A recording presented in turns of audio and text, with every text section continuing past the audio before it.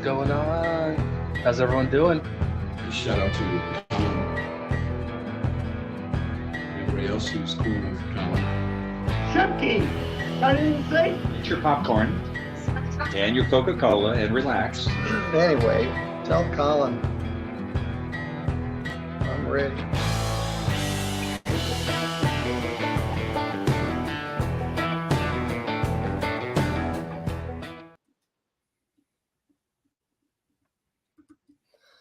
What's going on? This is Colin. How's everybody doing? Happy Monday night. How's everybody doing?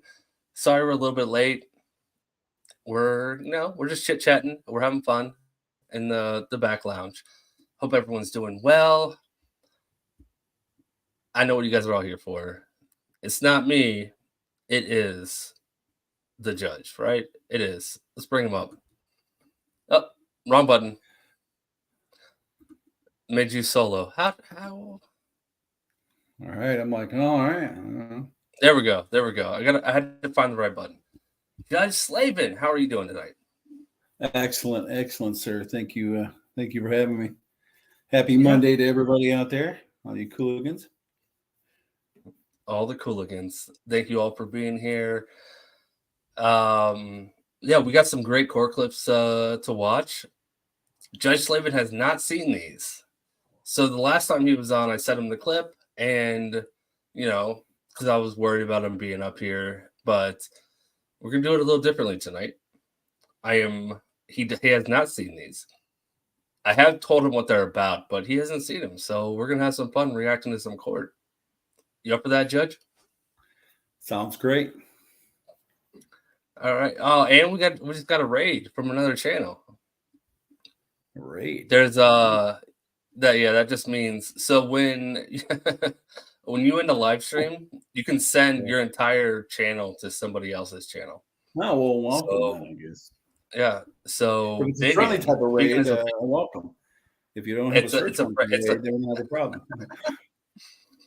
I gave him permission, so he didn't need a search warrant. Yeah, I told him he can search the house, so he's just coming in and looking around. I gave him permission. One of the warrants. All right. Do a little Fourth Amendment up in here. The Fourth Amendment. Yep. He had consent. All right.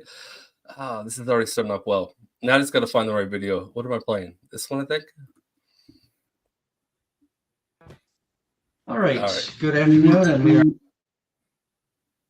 All right. Let me set up the screen. I gotta set it up the right way. Still trying to figure this out. So I want this on, not that one. How do I get both of us on the screen?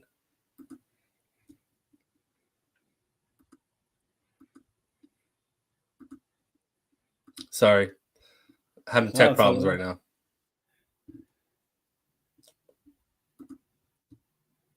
How about those that are saying no whammies, stop?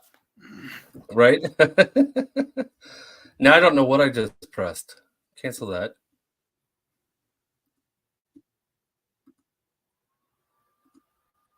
All right, there we go. Found the right button.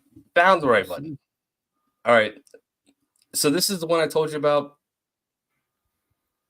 We went into a discussion about this. This one's interesting. And I'd like to hear your points. At any point, if you want me to stop, just say stop and I'll stop it. But we're going to play it for, I'm going to say 5 to 6 minutes before I pause. If there's a good place to pause, I'll pause it, just like last time. Yeah, Gotta let it play for a little bit, and then I'll pause it. I'll let you, unless there's something like super, like, I'll just let you jump in and however you want to bring questions or do questions or talk or whatever, you just let me know. All right, let's go. Continuing in the 53rd Circuit Court for the County of Presque, providing public access both in the courtroom and also online. Up next, our next case is People v. Justin Mason, file 21-93168 FC. Counsel, please state your appearances, beginning with People. Kenneth A. Ransome on behalf of the people. Angeles Meneses from the State Appellate Defender Office on behalf of Justin Mason, who is present with us by video. Okay, thank you. And Ms. Meneses and Mr. Mason, if at any point you need to speak privately, just let me know, and I'm happy to create a breakout room to facilitate that. That won't be monitored or broadcast or recorded by us. All right, and this is our motion for a new trial, and I received the supplemental motion for new trial, and I reviewed your motions and briefs and attachments, as well as the people's answer and supplemental answer. Go ahead with any argument you wish to make, Ms. Meneses, and I guess that I'm most interested is whether I'm even able to rule on this today, or whether you believe that I should schedule this for a Ginther hearing. Your Honor, I do believe that this should be scheduled for a Ginther hearing with myself and Mr. Mason present in person. I believe that is in the motion and in the supplemental motion are ones that do require further expansion of the record, particularly as it pertains to Mr. Wisely and my office's inability to get Mr. Wisely on the phone. And I believe that subpoenaing him and calling for his testimony in the courtroom as to these very important issues is necessary here.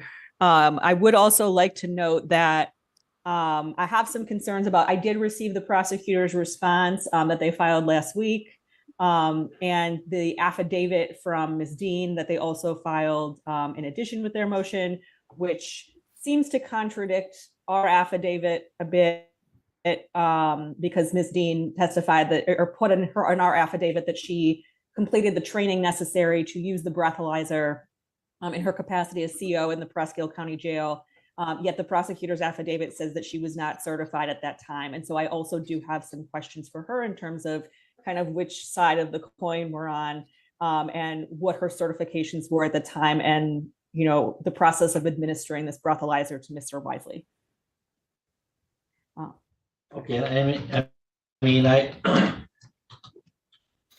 know it's not a good idea to assume things that aren't necessarily in the factual record, but I'm guessing that what we might find out is that there's a difference between being trained to administer a PBT to book somebody in as a corrections officer, and administering a PBT as a screening device for whether to make an arrest decision as an MCOL certified officer. Maybe that's the discrepancy, but you're right that we'll, you know, have to sort that out. I guess, can you speak to the prosecutor seems to suggest in their response that we don't need a Ginther hearing, that we can just say that that there's enough facts on the record here today to deny your motion. Why would you think that is not the case?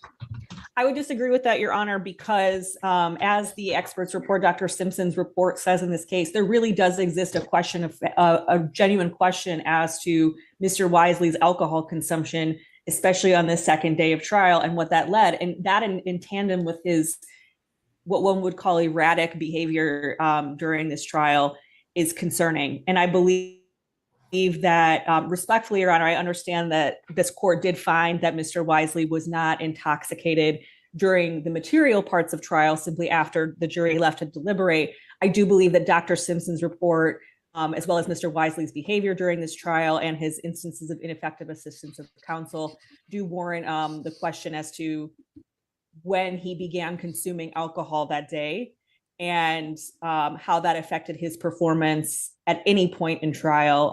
And we also, I believe, should hear from Mr. Mason, who I'm obviously not going to ask him to speak at this time, but if we were to have an evidentiary hearing to testify as to his recollections of Mr. Wisely's behavior on that second day of trial, so that the court may evaluate his credibility as well. Thank you. Mr. Radston, what's the people's position? Judge, I believe there's enough facts on the record to deny both motions. I guess I want to address the last motion first, and the comment that there was two different affidavits. As you noted correctly, under the existing state police rules, a person has to take a class through the state police and then pass a written test to be certified to operate that. And as I've indicated in the one case I cited, without that, the PBT result could not be relied upon even to make a probable cause arrest. So I guess the question is, without that state police or All right, Judge. You're responding in the private chat. Turn your comments to so you see on the side where it says private chat that you're talking to me in. Oh yeah. There's yeah. also there's a tab that says comments. Ah, You can respond. You can respond in there. all right. But I will tell you what he said. Everybody, Ginther hearing is ineffective assistance of counsel, which is what a Ginther hearing is. And then Fred, regrettably, Judge Slaven has bowled a 300 once, but he maintains a 181. But he was saying that in the private. I'm not going to use the word So- sandbag. I'm not going to use the word sandbag, But- but 181 is a repeatable when you need to. Now, do I hit join the chat? Sandbagging son of a bitch. Not at all. But if you click, so you're talking in the private chat. If you click the comments, you'll see the live chat going through. Do you see the live chat going through? Well, it says join the chat. Maybe Connect I don't to- know. Connect, I guess. Yeah. What's the worst that's going to happen? Is going to kick you out, and then I'll just bring you right back. We'll see. Continue and sign in to StreamYard. I guess sure. You shouldn't have to do that. It should Wow, just. cool. Yeah, I don't know. All right, so I'll just throw out answers if I need to. Yeah, that's fine. That's fine. But again, their hearing is ineffective assistance of counsel. Correct. I don't want to spill too much of what's going on. You know what? We're gonna let it play for a little bit because there's a lot of things said over the next couple of minutes that is going to make things clear what's going on. No, And then we'll add. You have not been what? I've never been reversed on appeal. I've only had one sent down for an evidentiary hearing with regard to damages. Now, see, you can see the chat now, so you're seeing it now. Yeah. All right, let's go. certification to run a PBT calls into question the reliability of the PBT amount. Now, clearly, the PBT would show some alcohol consumption. I'm not disputing that. But if you look at the expert's report, this whole report is based on he had a PBT at 0.15 at such and such time. Therefore, prior to that, he had to be at a 0.19 or 0.20. And I'm calling into question that conclusion based on the lack of certification for the operator of the PBT.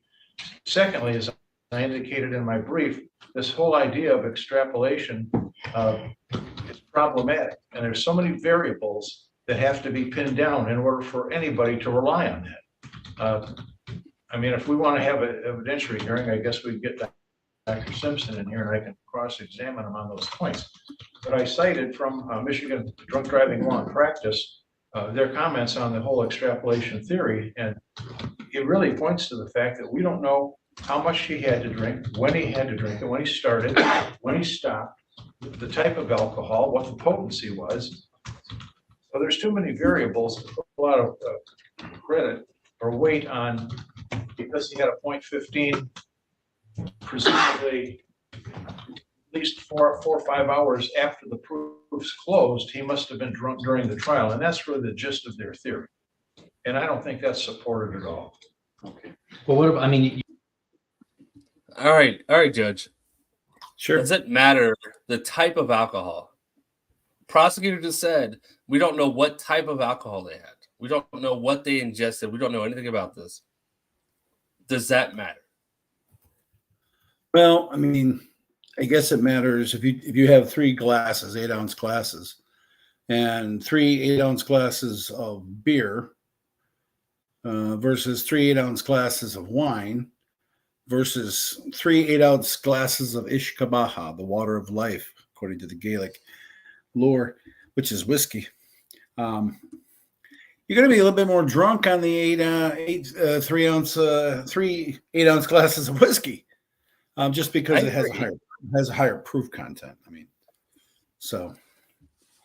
But they they're have a talking about- PBT test. The PBT test is 0.15. So if the PBT test is 0.15, does it matter what alcohol was drank? They have a PBT test. No, but I guess certain alcohols do. I mean, there's some studies that say certain ones, grain alcohol versus whatever, maybe it processes, metabolizes faster in your system. It's all pretty much relative. 1 drink per hour, I think, is So what the gist of it is, if you said 0.115, so he's already the prosecutor said 0.15, so I'm assuming that means 0.15. Oh, so 0.1, yeah, so 0.15. So that's almost double the legal limit if you're drunk driving, which is 0.08.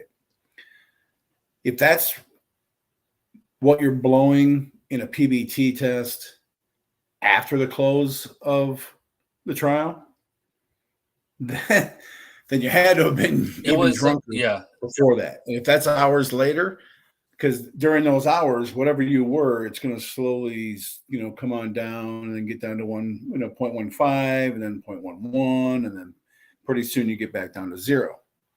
So, it's what he's saying, and it makes sense. There's a presumption that the attorney would be intoxicated during the actual proceedings. Okay, so. And that's true because that's the same with the PBT is preliminary breath tests that you take on the side of the road. We're like, here, you blow this. One, you don't have to take those. And I'm not giving any legal advice. I'm just saying what the law is.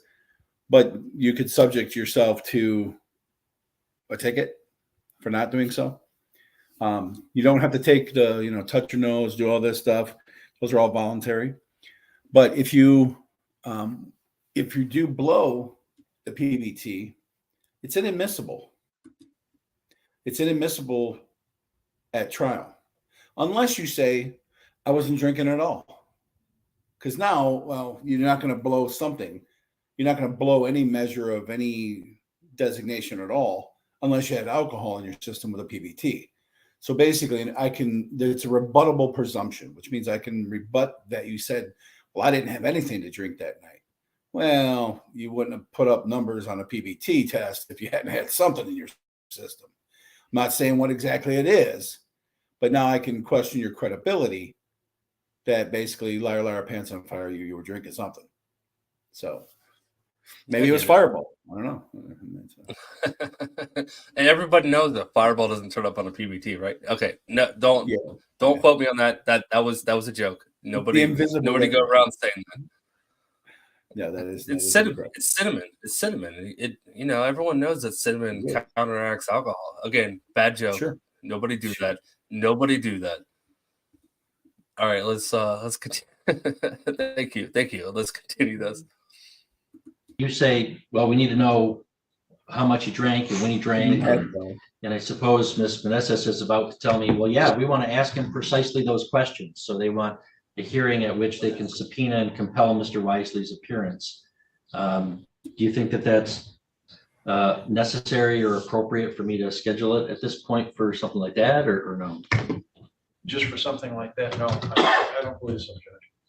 Okay, well, here's the thing, Ms. Meneses, based upon obviously what you've already reviewed of the record and transcripts, I did state on a record my impressions as we were going through the trial that there was a marked difference between how Mr. Wisely's demeanor, speech, and appearance and behavior changed once the jury retired to deliberate.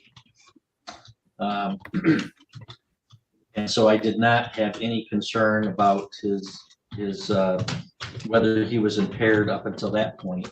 When he returned to the courtroom, there was a difference which generated my asking him. It's not often that a judge asks a lawyer, are you impaired? And my asking that, I think, shows that there was some demeanor that had changed that caused that concern. And as I've already stated on the record, he lied to me about that. And that was the subject of a separate contempt hearing. So, I mean, some of your other issues about the witness accommodations, I think you've perhaps misapprehended what happened at the trial. There were no witness accommodations that were given in front of a jury. The question about the other. All right. Can you say Bob's Sure, name out Bob loud? He A. really wants you Bong. to get up. Listen, here's a shout There out you go. to Bob A. Bong when Coolin is watching some videos. There we go. There we go. You know how I say his name every time I say it? Bob, Bob, Bob, Bob, Bob, Bob, Bob, Bob, Bob, Bob, Bob, Bob, Bob. There we go. A little bit of harmony. Every time I say it, that's how I say it. So I just did. We did a little bit of harmony there, and so we were Bob a Bong. Yeah, exactly. Thugs in harmony. That was really bad. But at least I understood the joke. It wasn't a good one, but it still made me laugh. All right. All right, let's go. All right. We just made Bob's night, so that's a good thing.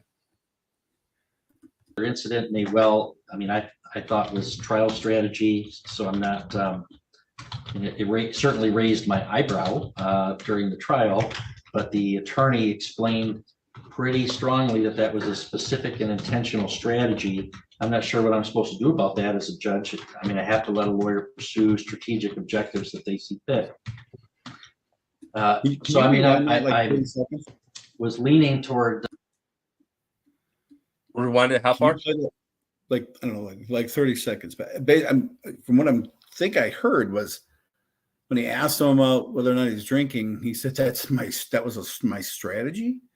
So like if you basically, I'm going to roll the dice. If I crap out and my guy gets convicted, I'm just going to be like, Judge, I was buzzing. You should give my man another shot. So I'm just curious if that's what he was intimating. I will rewind it for you, but I will tell you that's absolutely what he said. But I will rewind it. That is what he said. That's okay. I think it shows that there was some demeanor that had changed that caused that concern. And as I've already stated on the record, he lied to me about that. And that was the subject of a separate contempt hearing. So, I mean, some of your other issues about the witness accommodations, I think you've perhaps misapprehended what happened at the trial. There were no witness accommodations that were given in front of a jury.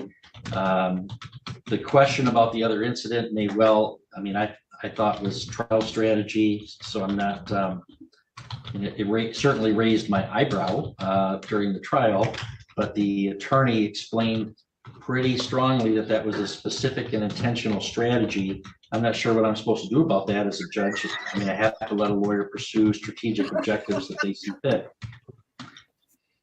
So, I mean, I calm down, Judge. Calm down. Take a breath. Take a drink of water. Nice. Yeah, I'm gonna get Mjolnir here and get the refill. But I love it. But what if he knew he didn't have a strategy and he's like, you know what, I'm just gonna drink. He's gonna get himself sanctioned, and that pretty much kicks him out. Can you be a lawyer after that? Well, I mean, it's not a matter of getting kicked out automatically. I mean, yes, is that something that's grievable where someone could file and probably should file a grievance, whether it be the prosecutor, whether it be the judge, but the state bar, of Michigan, file a grievance against the attorney. I mean, you can't knowingly get intoxicated while you're supposed to be doing your job. And especially, I mean, that just alone is bad.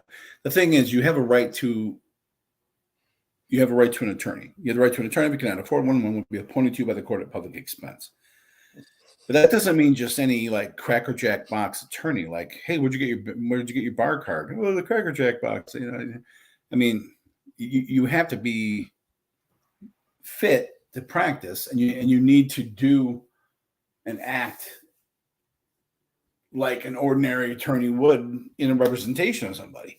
And getting blitzed, I mean, I'm getting these like flashes of like Carl from Caddyshack representing somebody as their attorney, and just get blitzed with Jesus and you represent this guy. I mean, so I can't. It's the fact that that's his strategy. If I lose, I'm just going to say, hey, my guy needs a new shot because, that's just bad. I've heard a lot of different things, but that's a little crazy. I had no shot of defending this guy. I had no idea what I was doing, so I just got drunk. So he had an appeal right. Well, it's not even. It might even be that, or it might just be because you're not even supposed to take a case, because that would be grievable as well. You really shouldn't undertake a case that you can't knowingly do. You should either study up for it at no expense to the client, or bring in co-counsel that can help you. I mean, because you got to learn sometime. You when you're a newbie, when you're a new attorney, you throw your shingle out there, and you know some things, but and you can look things up, but don't charge the client for your education purposes. So that in and of itself would be grievable. But the fact that he's just gonna get drunk because I can't win. Because sometimes you have a client and you try to say, hey, you were drunk, you were really drunk, and all the tests show you were drunk, and the blood search came up as drunk as well.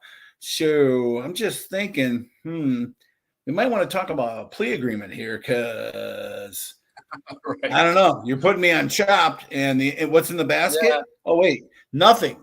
What can you make with air and nothing? There you go. That's what we're going to give you today on Chopped. We need you to make an appetizer. There's nothing to work with, bud. So part of being a good attorney is being upfront with your client, saying, this is pretty much a foobar here. Your chances of winning are really not good. Hey, but everyone needs oxygen. Everyone needs 24/7 oxygen. We got to remember that. So true. we can make things out of oxygen. So you know what? I'm going to start selling bags full of air. You open it. Here you go. We'll call it wafts. That's it. It's a waft of air that comes right out. There you go. There we go. Shark Tank. Who's in? Crowd Tank. We're gonna go in there with the Coolin crowdfunding. That and the what was it? The Uber helicopters and bags full of air. That one's mine. I'm gonna have to take that one for myself, because that's kind of that was yours. That was yours. I'm not gonna take that from you. Got that pimp and ride coming in there. Good. All right. All right, let's go. I was leaning toward perhaps just going forward and denying these motions today. However, I mean, I think out of an abundance of caution, I should schedule this for a Ginther hearing and allow you to make as full a record as you wish. Mr. Mason was convicted of capital crimes and faces a lengthy prison sentence that has been imposed. And there's record evidence that his attorney at some point during that trial consumed alcohol to a level of impairment. That is such a concerning state of affairs for everybody involved. And I think that my impression was that it did not prejudice Mr. Mason. Otherwise, I wouldn't have gone forward with the verdict and the sentencing, of course. But I certainly think that Mr. Mason, through his appellate counsel, is entitled to complete a factual record to facilitate appellate review. So I'm gonna grant your request for an evidentiary hearing on the matter. So you can subpoena whoever you want. How long do you think you need? Will a half a day do? And do you prefer morning half or afternoon half, or do you think a full day, or what do you think you need? I think by my best guess right now, Your Honor, is probably half a day would be sufficient. I anticipate there being 3 witnesses on my end, that being likely Mr. Mason, Mr. Wisely, and Dr. Simpson. But should that change, I can inform the court. And also morning or afternoon is fine. I would probably ironically come up the night before to make sure that I am present for this hearing. So any time would be fine. All right. Well, maybe we'll schedule it for a half a day in the morning, but then if it bleeds over, then we don't have a problem. We've got the whole day if we need. Well, let's see. I could give you Monday, April 15th. That will work, Your Honor. Okay. What time? We can begin at 9 a.m. Okay. Uh, And I would sign a writ for Mr. Mason's in-person appearance. I don't think he was raising his hand. I think he was saying hi because I brought up a comment that said Yeah, hi there and was, he waved. yeah, I was just doing Yeah. And Yeah. all All right. Hola. Hola. I told you, don't speak in another language. It makes me hungry. For that hearing. And so we should, And obviously, I should prepare that, Your Honor, the writ? yes, Okay. yes, okay. please. Yep.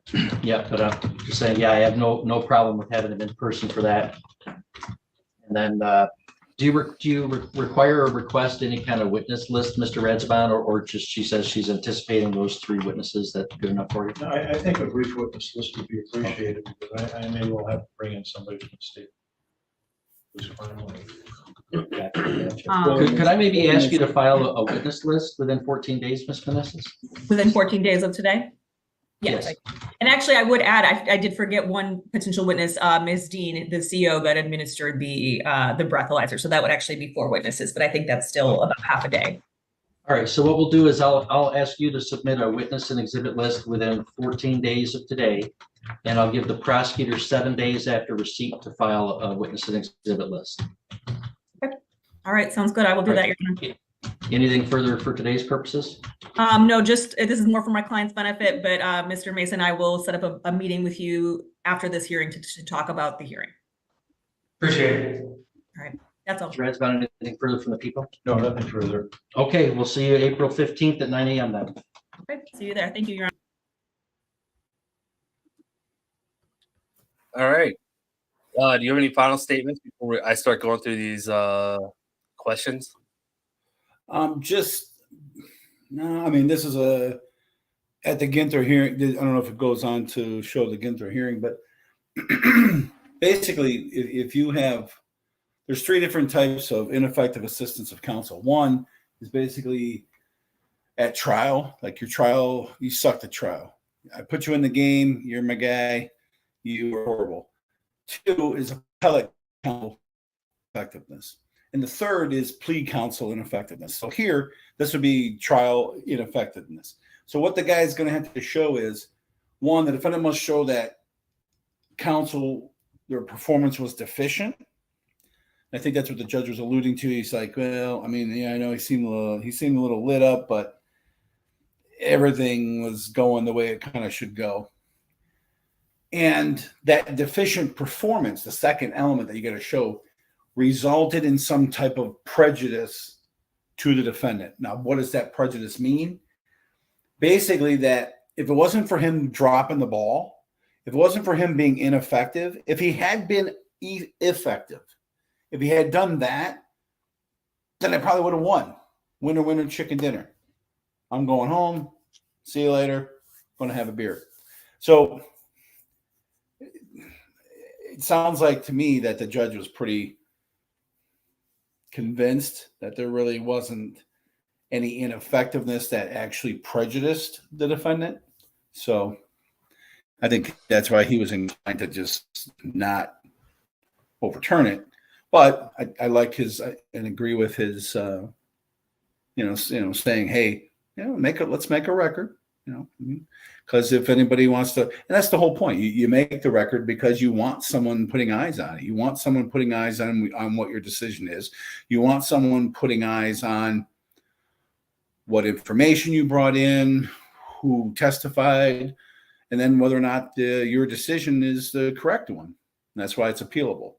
And so I think it's a good decision, and strange that the strategy. I'm just going to get schnockered and lit up. And I mean, I guess I don't know if you're like listening to like Barbary reviews on law, and then the other ear you're listening to shot, and then you just like. I don't know. I'm not sure how you get I'm not sure how you get pumped up for that. Keg stands? I don't know. Like, can I get a breakout room with a keg stand in it? Please. That guy in jail wanted a breakout room with a keg stand for sure. But yeah, I guess.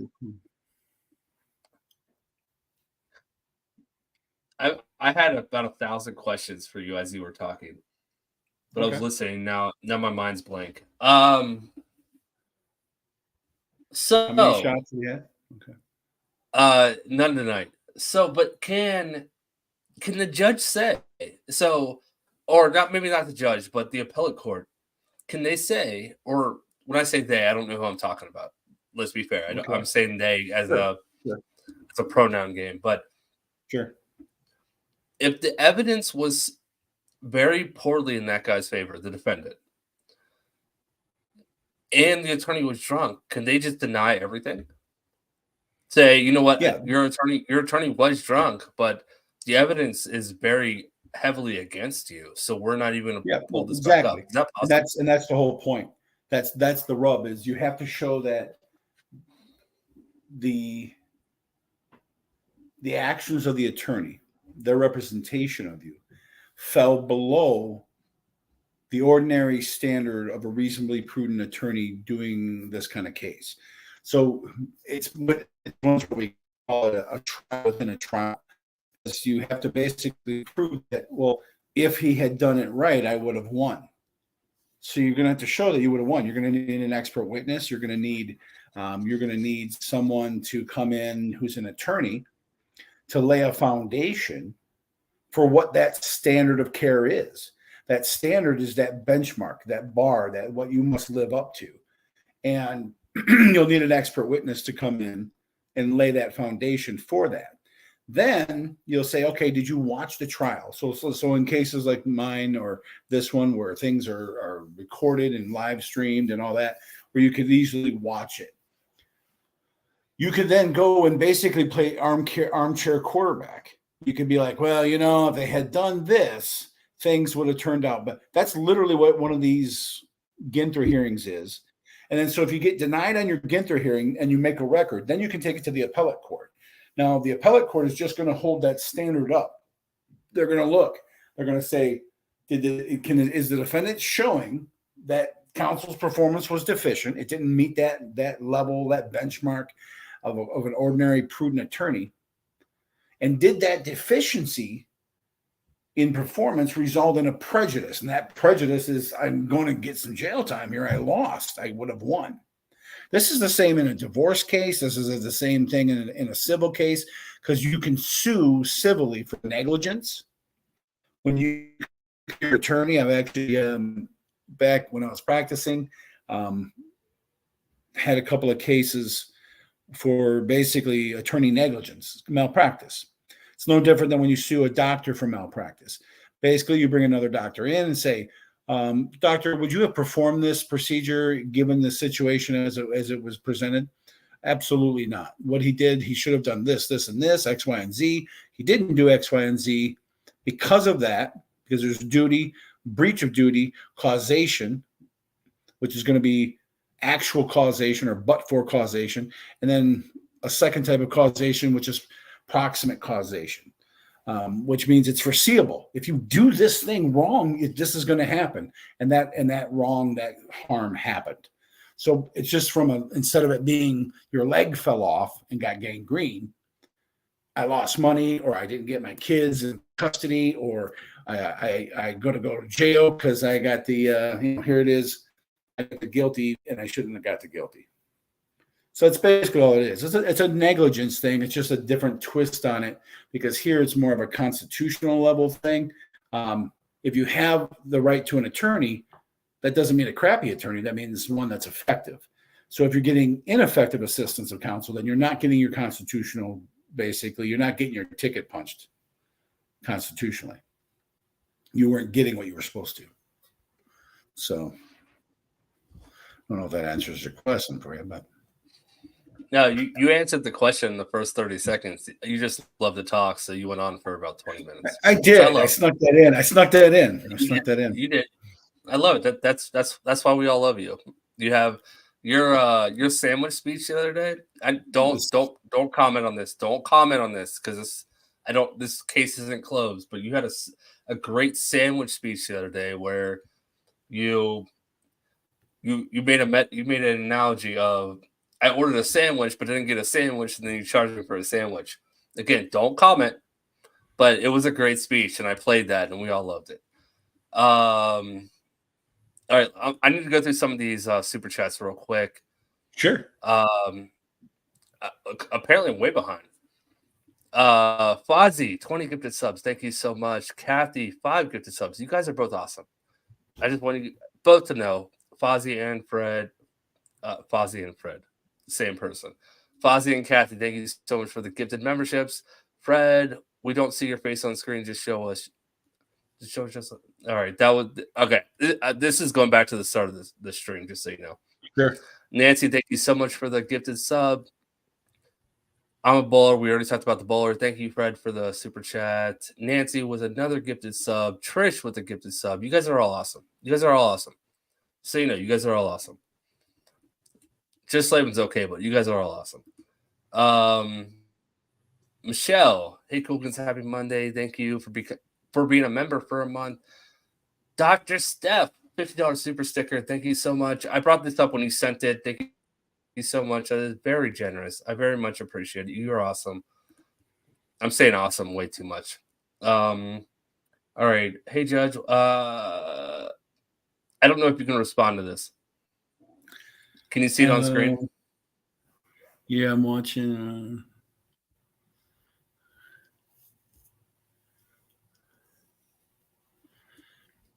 I'll just say this. I immediately stop any crosstalk when it starts getting crosstalk. I tell them it's not.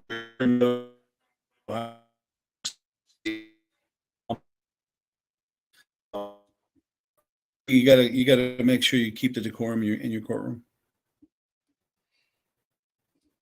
You broke up a little bit there. I don't know if it was on my end or if it was your end. A judge has got to make sure that they're keeping up a decorum in the courtroom. So if you start getting people who are cross talking, I tell them, I said, that's one warning right there. It is. This isn't the Jerry Springer show. You're not talking to each other. You're talking to me. So if you have anything to say, make a record and I'll respond to it. And let's go. You gotta knock that stuff real quick. Thank you, Sierra, for the super chat. Hello, and Judge Slaven from Wales. Welcome, Welsh lady from Wales, UK. See, Judge, you got fans. We already read this one. He wanted you to say his name. We already got that. Nick Jones. Who? Nick Jones. 5 donated gifts. Thank you, Nick. We got more gifted memberships from Nick. Nick, you're awesome. Thank you so much. Peeps. I have no idea what that means.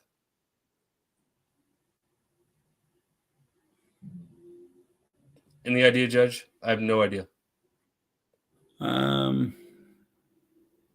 No, but Peep, how's it going? Thank you, Peeps. Peeps is awesome, by the way. And then we have Terry Jones. It is your 63rd blessed. Happy 63rd birthday. God bless you, Judge Slaven. Nothing to do with me. I'm gonna throw some blessings. Happy birthday, Terry. Nick Jones. Say that again. Happy birthday as well. I didn't hear you. Oh, all right. Nick Jones with another gifted sub. Thank you, Nick. And last one, Colin, your logo is making your face. Yeah, you know what? Okay. Yeah, my logo in the middle. That's my next case screen. If I don't have that, and I go from judge to judge, how we know it's a different judge? If I go from Judge Slaven to Judge Simpson, I don't have the next case thing. You might think it's the same judge. I don't want you guys to make that mistake. That screen's important because if you're getting bored, you can just kind of like fast forward and look for that one. Exactly. Right. That's exactly right. All right. Let's go to the next one. Next one is very interesting. And this is something I really want to. I have a lot of questions for you about. Okay. All right, let's go. In the matters 23 CF 130, State of Wisconsin versus James Brown. Appearances are we have Mr. Brown appearing in person with counsel Daniel Chapman. We have the state through District Attorney James Renicky. We're set here today in these matters, or in this matter, for a motion hearing. Both sides have filed motion in limine. And Mr. Chapman specifically was requesting specific information as it related to threats and a few other matters. We are also set for a final pretrial. The court's drop dead date. Do the parties have an update for the court, or are we just proceeding with the hearing? It's not resolved, if that's what you're asking, Judge. All right, thank you. Just as kind of a summary, I have had a number of primarily email discussions back and forth, mostly today with Mr. Chapman. I have asked for basically some updated either investigation or supplemental reports from law enforcement. I've gone through most of all the reports today and reviewed everything specifically. And I've also reviewed the transcripts from the preliminary hearing. I, for one, would have liked to amend the information for one count 3, second degree recklessly endangering, where I would keep the same charge and the same everything, except the victim, instead of being Noah Barker, would be changed to EMT or EMS Robert Jorgensen, who was one of the firefighters. Mr. Chapman did say that he does object to that. Otherwise, in terms of filing the motion in limine, in terms of the state, I've got some specific things that I was looking at. It's a generic motion, a number of. All right, I've got a question for you that I can easily Google, but you're here, so I'm using you as my Google. Is that okay? Sure. Motion to eliminate. Can you explain that to me? Motion in limine before trial basically just means before trial, where let's get some things situated. And so is there any motions in limine? Basically,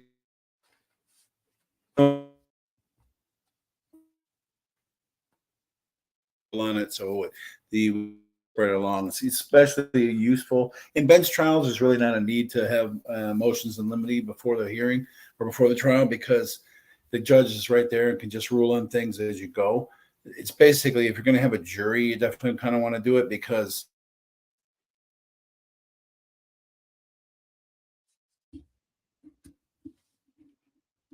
I don't understand what the heck you're talking about. So when you start doing a lot of like sidebars and objections and this and that and the other, you don't want to have all of that extra information, the arguing about whether it should be admissible or not admissible and what the judge's ruling is, because sometimes they will equate, well, that attorney, he seems to win a lot on the objections, so whatever he's doing must be right. I'm going to go with what he says.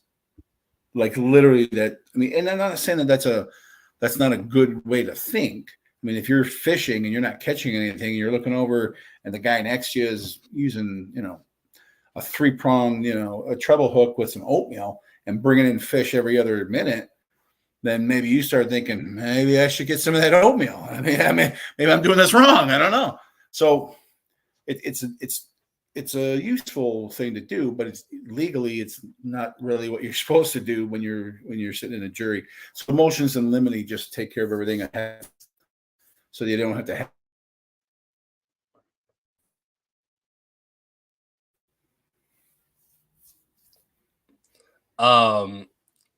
I don't want to break any bad news to you, Judge, but you skipped really badly during that entire speech.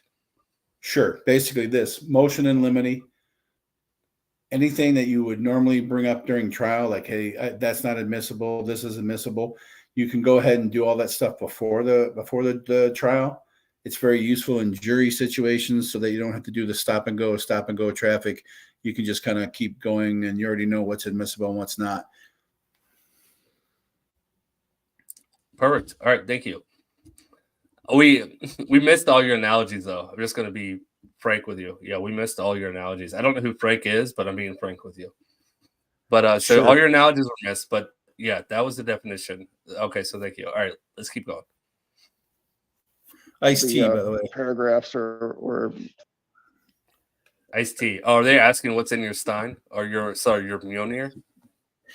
Yeah, this is self-made. I'm telling you, you gotta put your own handle. Right from Home Depot. This is one of those fancy looking ones for the cabinets. I'm like, no, man, that looks good on my cups. What's that's going? I mean, you're wielding Mjolnir. So if anyone asks questions, and if I could just get it to come, if I could get it to go back to the fridge and get some more of this tea, and then that'd be great. You just got to perfect your skill. That's all it is. You just got to practice. It is. Try Either that or try just. I think it's will. I just have to will it to come, and then it'll just appear. So Yeah. I mean, you have to be accepted by it, though. You have to be. What's the word? What's the be word? worthy. Be worthy. Worthy. I see someone else drinking from my cup. I mean, like this is the cup of a king. Take it right This back. is a cup of a carpenter. You know, there you go. A little bit of Indiana Jones. Indy. All right. Indy. All right, let's go. Things in the generic motion do not apply to this case. So when it gets down to it, I can narrow the focus down significantly. In terms of Mr. Chapman's request for specificity, I think I've sent them out in emails. I could verbally summarize them if the court would like, or if that would save time. Mr. Chapman? I'd say let's put it on the record, but I don't think it's been set out in email. Okay. All right, so where do you want to start? Judge, I'm only concerned with counts 4, 5, 6, and 7. 4, 5, 6, and 7. For the record, 4, 5, 6, and 7, battery or threat to judge, prosecutor, or law enforcement officer ×4, H felonies. So with your concerns with 4, 5, 6, and 7, please lay them out, your concerns for the record. Essentially, Judge, what the state has done is dumped a large narrative of alleged bad things on me. And I expect that's what they're going to attempt to do at trial, is dump a large mass of alleged bad things. I need to know what specifically they're alleging is a threat. If I don't know what conduct specifically the state is arguing, I can't prepare a defense against it. And a lot of what I'm getting from the state in email is a list of multiple things that could be threats. Like this one could have happened at the point of arrest, or it could be from pointing the BB gun at Deputy Barker. Well, pick one. You can't have a unanimous verdict if the state's going to be arguing things in the alternative. I'm entitled to know what specific conduct is a crime. All right, I got to pause it for that question. Sure. Pseudo's question, where what judge would want to watch court after court? I'm going to answer this. I'm a programmer and I'm a YouTuber. I watch YouTube all day long when I'm not, working and doing other things. But even I'm still progressing my career as a programmer, even when I'm not programming. You still go look at what's going on. Now, I don't know if Judge Slaven even wants to answer that question, but Pseudo. True. Pseudo. I know. I'll just concur. I know Pseudo, and he's a brilliant guy, and he's constantly working on multiple projects at the same time. So, Pseudo, it's you're watching YouTube and trying to push your new platform. I just remember the name starts with Gray. I don't remember what it is. But so what you do is you're investing your time in learning as much as, so it's not just about what you're doing currently or what you're getting paid for currently. It's you're trying to figure out how to invest my time properly and how to improve yourself. Yeah. I think That's Pseudo.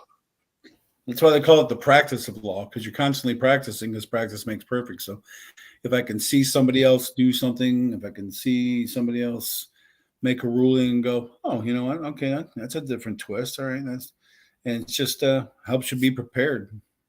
Gives you that extra wisdom in what you're doing. Exactly. It doesn't help that this judge is kind of cute, right? I'll refrain from any commentary about any of that.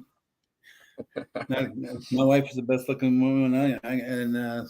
That was absolutely the best answer you could have come up with. So good job, Judge Slaven. Good job.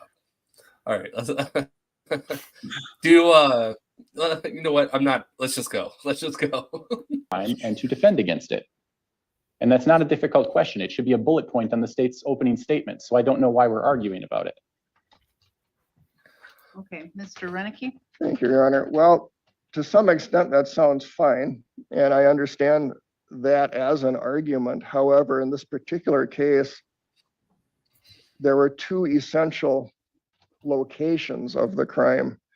There was what I would call the scene of the arrest, which was in Grantsburg, and then there was at the hospital after the arrest.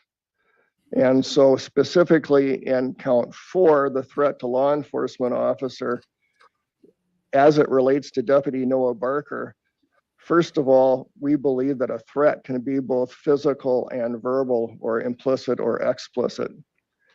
And one of the threats initially to Deputy Barker was when the defendant exited his house intoxicated and then pointed a gun directly at Noah Barker.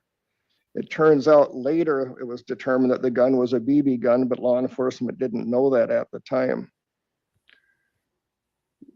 Shortly after he points the gun at Deputy Barker, he goes over to a neighbor's residence where he is confronted by Deputy Chad Brugman, who ultimately attempted to take him into custody.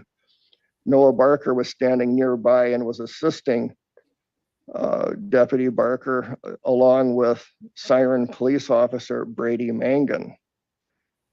And the defendant was hostile and combative, and he was fighting with Deputy Brugman and making statements to all three officers to the effect that he will kill them, tried to bite them, and tried to kick them. So that is both either a battery or an attempted battery or a threat. And there's both verbal threats in terms of killing them, but there's also the implied or explicit threats in terms of trying to strike them, making fists, flexing muscles, swinging at them, things of that nature. So that's why there's multiple answers to that, but that's count 4 as far as Deputy Noah Barker is concerned. Can we stop there for a moment? Yes. You see my concerns, Judge. The state began its That's a good point. Let's stop there for a moment. Sure. That's right. Yeah, there's a lot going on with this case. There's a lot going on with this case. It is, but I guess my question is the defendant represented by an attorney? Yeah. So Okay. So Did it- basically, this is I guess in practice, if you were going to file something, it's called a bill of particulars. You file a motion for a bill of particulars, and basically what that means is I'm requesting, and almost every state has this, and it goes back to common law back in the day. It's a written statement by the prosecutor. Don't say that. Do not say common law. Please don't do that. Well, I know that's where there most are things come from. there are a few people listening that will take that and run with it, but keep going. Sure. I'm just saying it's one of basically it's a bill of particulars. A request for a bill of particulars is a written statement by the prosecutor wherein they must specify, as required by whatever law you're citing to, items of factual information which are not exactly recited in the indictment or in the complaint, which pertain to the offense that's charged, including any, extra little details, things like that. In a civil matter, you can file a motion for a more definite statement, which is basically the civil companion of asking for a bill of particulars. So what's going on here basically is he says, look, how am I supposed to defend a case when I don't even know what the hell you're doing? I don't even really know what you're charging me with, because every different crime's got different elements. And if you want to get, so in that situation, the attorney is basically asking for a motion for a bill of particulars. Like, hey, have them tell me exactly what are you charging me with? State with specificity the facts and allegations surrounding that. How do you get to that? And you can ask for that. You can ask for that pretty much in most any criminal case. It's a motion for a bill of particulars. Because Okay. how can you defend? Because if you have the right to due process, right, and you have the right to a trial, you have the right to call witnesses, and you have the right to a jury of your peers. But that's great and all. But what are they deciding? What are we even having a trial about? I need to know exactly what I'm being charged with. Not any sort of like half-ass thing. Not sort of, and if you can't specify what it is I'm being charged with, then I'm going to file a motion to dismiss. And I think Don't jump ahead. You're jumping ahead. That might You're be- jumping ahead. I'm not jumping. I'm just saying. I'm like I'm just foreseeing where I would be going with this as a judge. I'm like, listen, if you don't get to something quickly, where it sounds like a law that's being violated, then I don't know what you want me to do here, because there's no case. There is no case or controversy that I can hear. If there's no case or controversy for me to hear, well, bye-bye. Thanks for coming. I don't need to say anything to this. We're gonna continue watching, and Sure. I do have some questions, but they haven't come up yet. And I don't want to spoil it for anybody. Sure. Argument with one of the threats is there's only one count. If there's multiple threats and half the jury finds one of them was guilty and half the jury finds the other one, that's not a unanimous verdict. The state can't True. allege multiple threats and tell the jury just find him guilty. So I hear what you're saying. You're saying that if there are, as I just wrote down, there's the physical threat with the gun and the verbal threat with I'm going to kill you.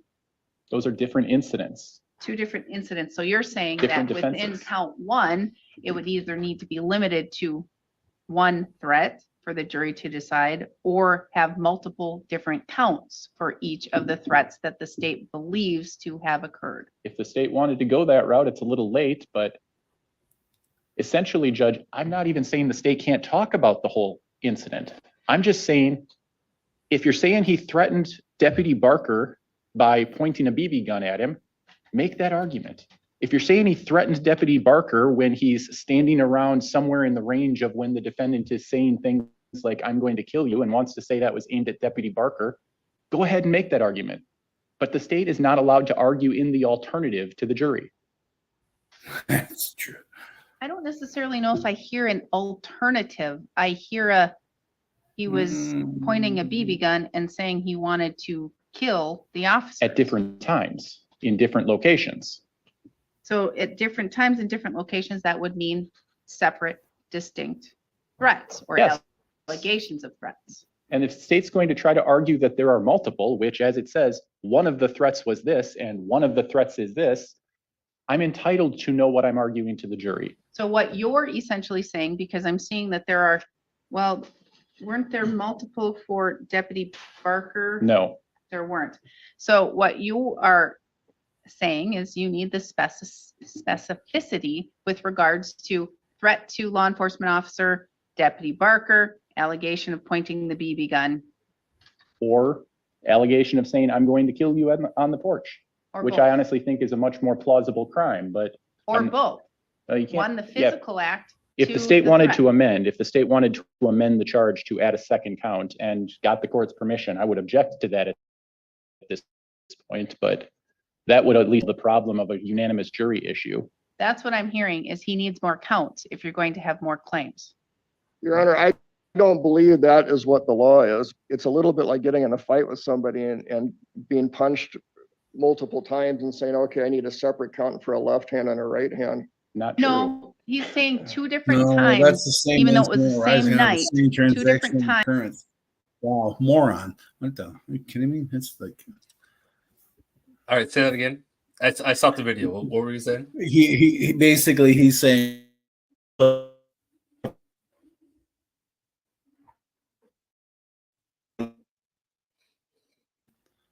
It's all one thing happening at one time. He's saying that this is two different incidents. one over here and one over here, and that's not arising out of the same transaction and occurrence. So I don't. That's a really lame argument there on from the prosecutor on that one. Judge, I don't know if it's you or me. It's most likely me, but the first 10 seconds of whatever you just said did not come through. Sure. Basically, it's a lame argument when he's talking about, well, you should have different counts then if you had to hit him with the left hand, hit him with the right hand. No, because you're standing there in front of whoever it is you're assaulting, or whoever, strike that, whoever you're punching. You could be defending yourself, so that at that point it wouldn't be assault. But it arises out of what's known as the same transaction and occurrence. It's all happening right now in real time, boom, here. You bring a case for all of that together. Now, if you have a different case, then reach over there, grab that other one, and bring that case. Bring both of them at the same time, because you can, if you have one defendant and you have two different crimes that he committed on 2 different days, you are allowed to under joinder of claims. You can do this in the civil and you can do this in criminal, as long as there's no prejudice to do so. You can bring all the claims you have against a defendant all at the same time. Why? Because it's judicial efficiency. Why would you not do that? So, and if you're going to be coming into court anyway, why make extra trips? Might as well just get everything we have, but make sure that it's each bundled in a different package. This is a left hand, right hand thing. That's just silly. Oh, it gets better. It gets better. We just started this. There's still about 10 minutes left of this clip. Oh, well. You better grab me on here. You might need a refresh on your iced tea. Times 2 different locations. And 2 different defenses. I'm saying, however, that this is at the point of arrest is one time and one location. And in Prior to the arrest, pointing a BB gun into the dark is a different time and a different location. So I understand where you're both coming from, but Mr. Renicky, he is stating that this will confuse the jury. I don't think it will confuse the jury. If it turns out the court wants me to add multiple counts, I can, and I'd be willing to do it. I don't want you to do anything. I don't That's think you not my call. It's just my call on whether or not it's timely, and it would allow defense and defendant to adequately investigate and to present a defense. Okay. Well, at this point in time, I would ask both to allow me to change count 3 from Noah Barker to Robert Jorgensen, and I would ask to add a count 8, which is another threat to Deputy Barker, and the same similar counts to all of the other counts left behind. These are the same set of facts, the same discovery that we've all been dealing with, and it was even contemplated we might have amended information back at the preliminary hearing. And we haven't had meaningful discussions until recently. But that having been said, we are in excess of a month before trial, so there's no unfair surprise or delay of the trial. No more investigation between now and the trial. Correct. Case law even says the date of trial, it can be amended and information can be amended. But I'm going to just guess, and maybe say if I'm wrong, Mr. Chapman, that even though Mr. Renicky is making the oral motion to amend, you would like it to be in writing so you can review that and have a hearing. No, I'm comfortable arguing it right now. I know what he's asking, but first of all, he just conflated 2 issues again. Amending count 3 is a completely different issue than adding a count 8. We're not talking about amending count 3 yet. I would argue it's untimely. Honestly, the state should have been familiar with its case prior to charging, not after the final pretrial, which we are. This final pretrial has been rescheduled because the state didn't file a motion in limine last time. And I asked the state this prior to the final pretrial and got nothing. So this is untimely and I object. Well, I understand your statement of untimely, but again, case law is very clear that it can be requested the day of trial. It can be, it doesn't have to be. But that's still timely, the day of trial. No, Judge. Just because under certain circumstances the court is allowed to permit it does not mean the court should permit it in this. All right. She took that really well. How would you take to somebody saying no, Judge Theo, an attorney, not just a pro se litigant, but someone saying no, Judge Theo? No, you're not right. Well, No, Judge. And see, the thing is, I don't take offense to it, because one, his tone is not like, "Hey, dumbass," type of a tone.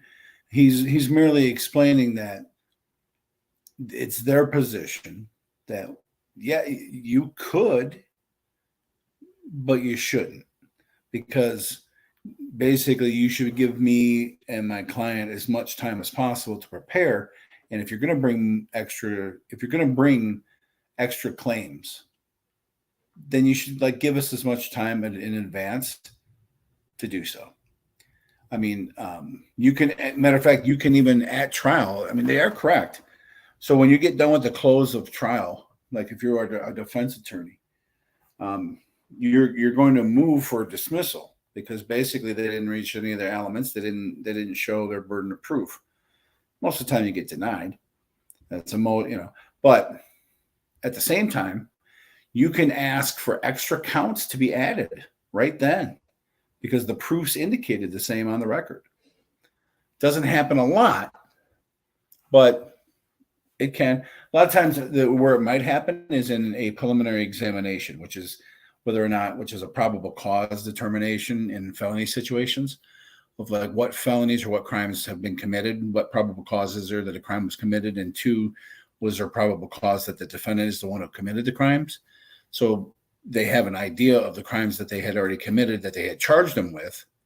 But sometimes you can show, well, you know what? There was actually a couple other crimes that got committed there, and it was all put on the record. So you can do things right there to make sure that the proofs conform.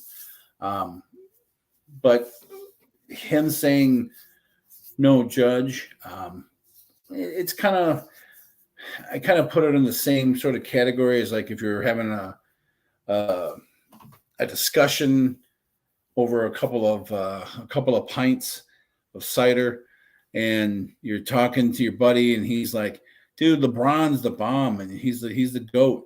You're like, "No, Colin. Michael Jordan." You're not telling him that you're stupid. You're just saying let's agree to disagree type of a thing. And that's fine. It's part of normal discourse, and I don't take offense to it. All right, that's fair. Thank you for the LeBron Michael Jordan analogy. We don't want to have that argument. Yeah, that's true. I don't. Let's just agree to disagree and move on. I don't even know whose side you're on that argument, but yeah, I don't want to have that. I don't want to have that. Yeah, I don't. Yeah, we'll leave that one alone. Probably. I mean, we both know it's Michael Jordan, so let's keep going. True. Instance, I am saying that under these circumstances, when the state decided to wait until after the final pretrial to actually look at its case and make decisions about, oops, which victim are we alleging here? The court should not allow an amended information at this point. I'm not saying it can't be done. I'm saying you should not permit it in this instance. But it still would be timely, just maybe not under these specific facts that you are arguing. As far as under certain circumstances, it can be permitted. Yes, Judge. I'm not saying that the law does not permit it at this point. I am saying that after the final pretrial is not a time that this court should be permitting the state to amend charges purely because the state did not do its work. There's no reason to do this except the state did not look at its case until after the final pretrial, and you should not permit this. Your Honor, if I may, this is the final pretrial, so it's not after the final pretrial, nothing to do with my motion in limine. It's the second final pretrial, Judge. Just saying. Because I added it. And at the actual final pretrial, the state had not filed a motion in limine and had not even reviewed its discovery, according to statements today. It had not.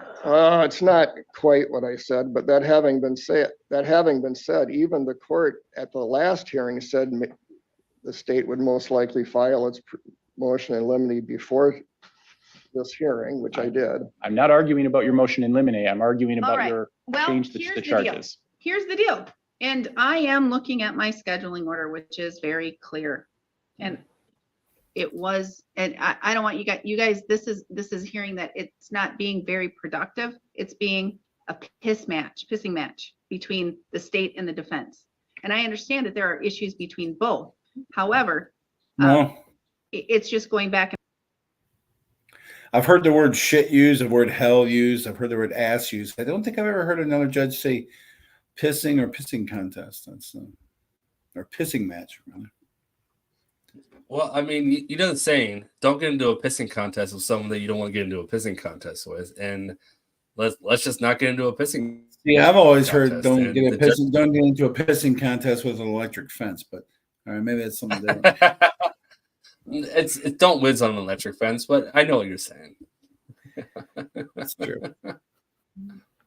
And forth, and it's hard for the court reporter, it's hard for the court, it's hard for anyone who's here observing or watching this hearing to try and understand what's going on, or to pay attention with the arguments and interruptions back and forth. My final my scheduling order is quite clear, and where it does say all pretrial motions, including motions in limine, motions to suppress evidence, et cetera,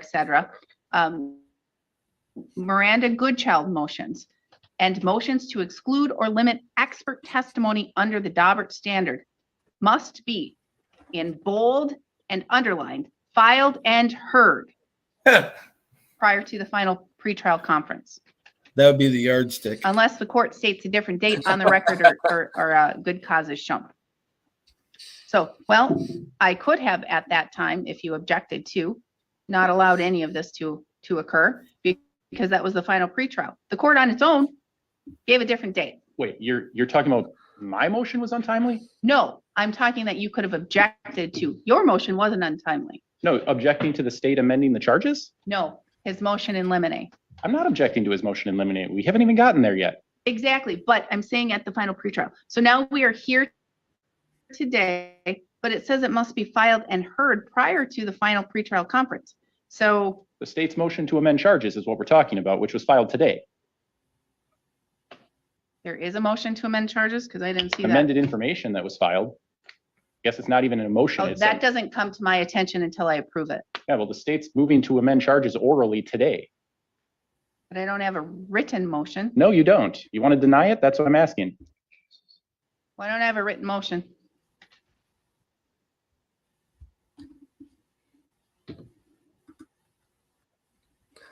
All right. This is where things get really interesting. Just so we're aware. I wanted to pause it because the sound in the video started getting out of sync. So I wanted to pause it to kind of reset the video. But Sure. yeah.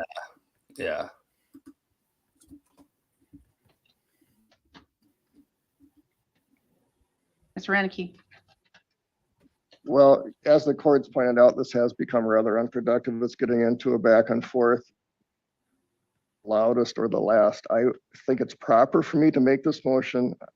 It may technically be beyond the state's or the court scheduling order, but we are still, as a practical matter, over a month before the scheduled trial on the same set of operant facts. In terms of the motion to amend, it's the same charge. It's just simply a different victim. But even that victim was mentioned way back at the time of the preliminary hearing, so there's no surprise, no discovery, and no delay. Preliminary hearing occurred. I've got the transcripts right here. It occurred in on August October, 10th, August 10th. and the discussion about possibly changing the accounts was on page 31 and 32. 6 months later.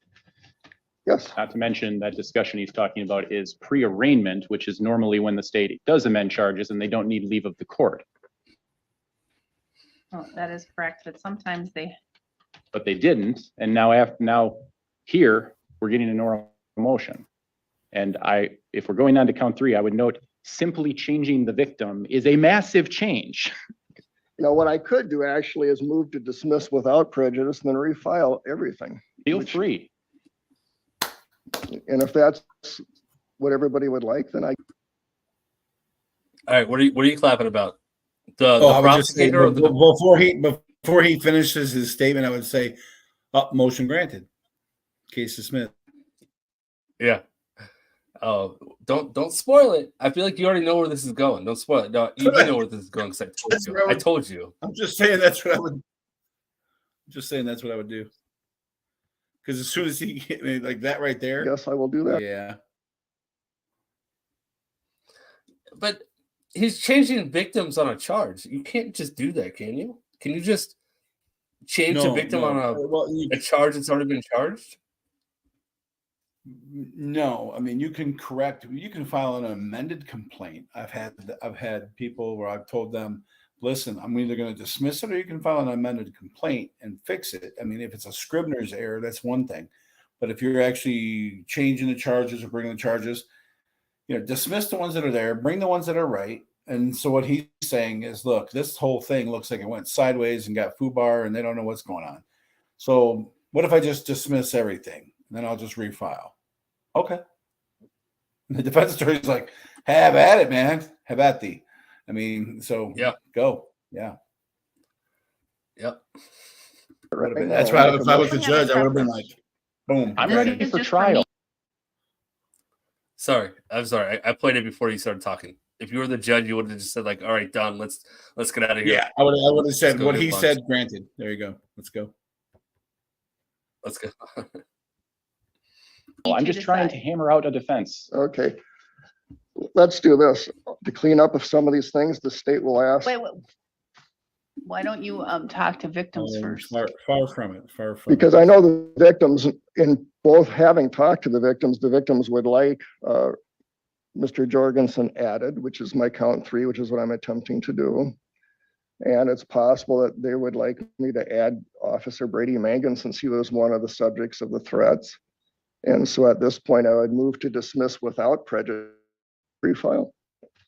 But the only issue I'm bringing up victims' rights compliance is I believe victims have stated that they want a more speedy trial. They do, but they also want it with the victims actually covered, which Mr. Jorgensen is one of them.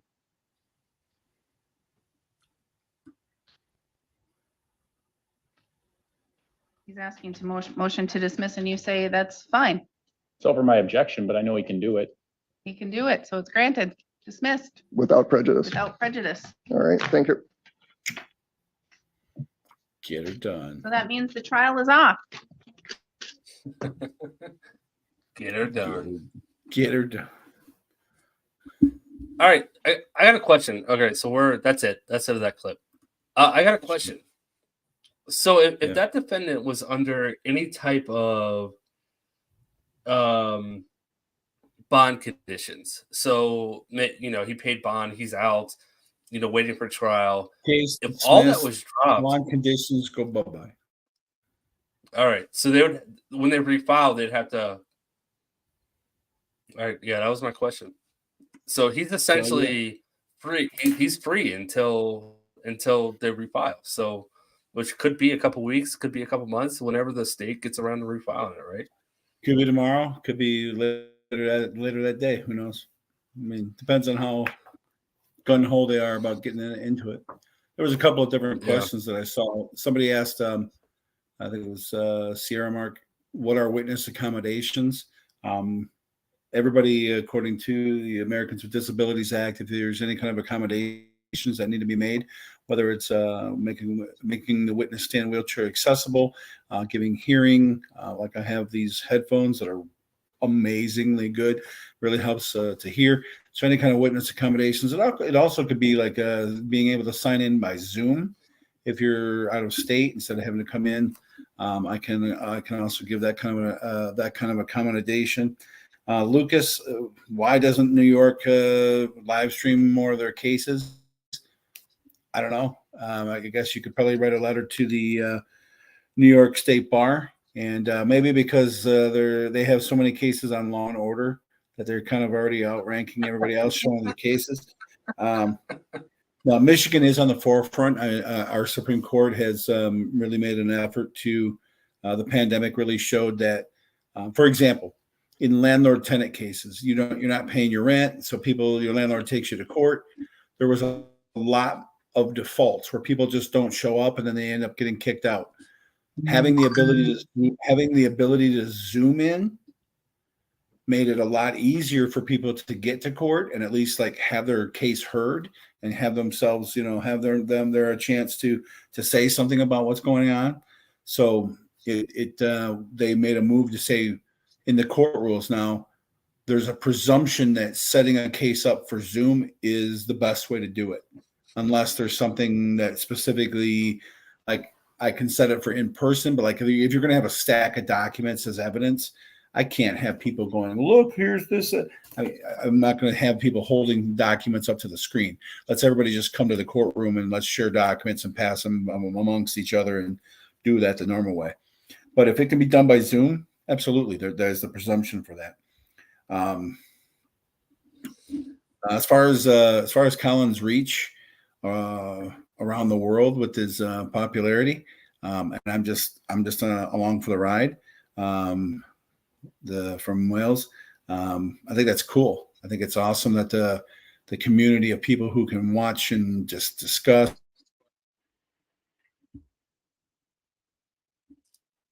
entertain themselves and each other for a while, converse.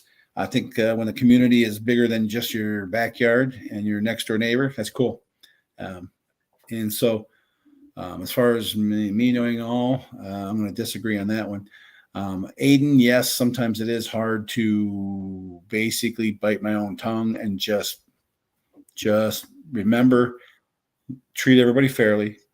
What if I was in a situation where I'm at, I don't know, some place where I don't know what's going on, and the person is going to talk down to me and then not really like share with me like what's going on or give me some like information or at least break it down for me in a way that I can understand. I try to be that guy in court. So because they don't have a Juris Doctorate, so why should I talk to them like they as if they do? Sometimes they don't, and you just got to be mindful of that. Other than that, the two Utes. There's my quote from my cousin Vinny. So I love it. Continue. I love it. I'm gonna catch up on super chat. We've been going for an hour and a half. I have one more clip to play. We don't have to play it tonight. We can play it the next time. If you have time, we can play it. But I do want to catch up on these super chats. But sure, gotta go, we'll go. We'll do the super chats and then. All right. Colin, your logo is making your face. Oh, I played this earlier. Thank you, Sarah. I showed that earlier. Judge Slaven, my personal apologies for. Oh no. All right. No comment. Yeah. Please don't. Erica, thank you so much for the super chat. Yes, I think we all understand what's going on there. Thankfully, very Leslie, why? All right, there we go. Thank you, Leslie. Thank you. Not too often. Fozzie, Fozzie, 5 gifted memberships. Thank you. Welcome to all the new members. Oh, she explained what this was. Make me hungry. Okay. I need you to send me a voice chat on how to say that appropriately. Cuenza, Colin Alambe. Oh, the Colin's the most important part, of course. Yeah, it's capitalized even. Riztard. That's a very unique name. Thank you so much for becoming a member. I appreciate it. Members only stuffs every Monday. We actually did one right before this. Go check it out. It's awesome. Sparkle Poots, thank you so much for the 5 gifted memberships. You're awesome. Judge Slaven, we all love you so much. Thank you, Nancy. We all do love Judge Slaven. Right back at you guys. Jedi, Judge, give me my girl Therina a shout out. Okay. All right. You got to give someone a shout out. Therina. All right. Therina. Toast from Nero to Therina and Nancy M. How's it going?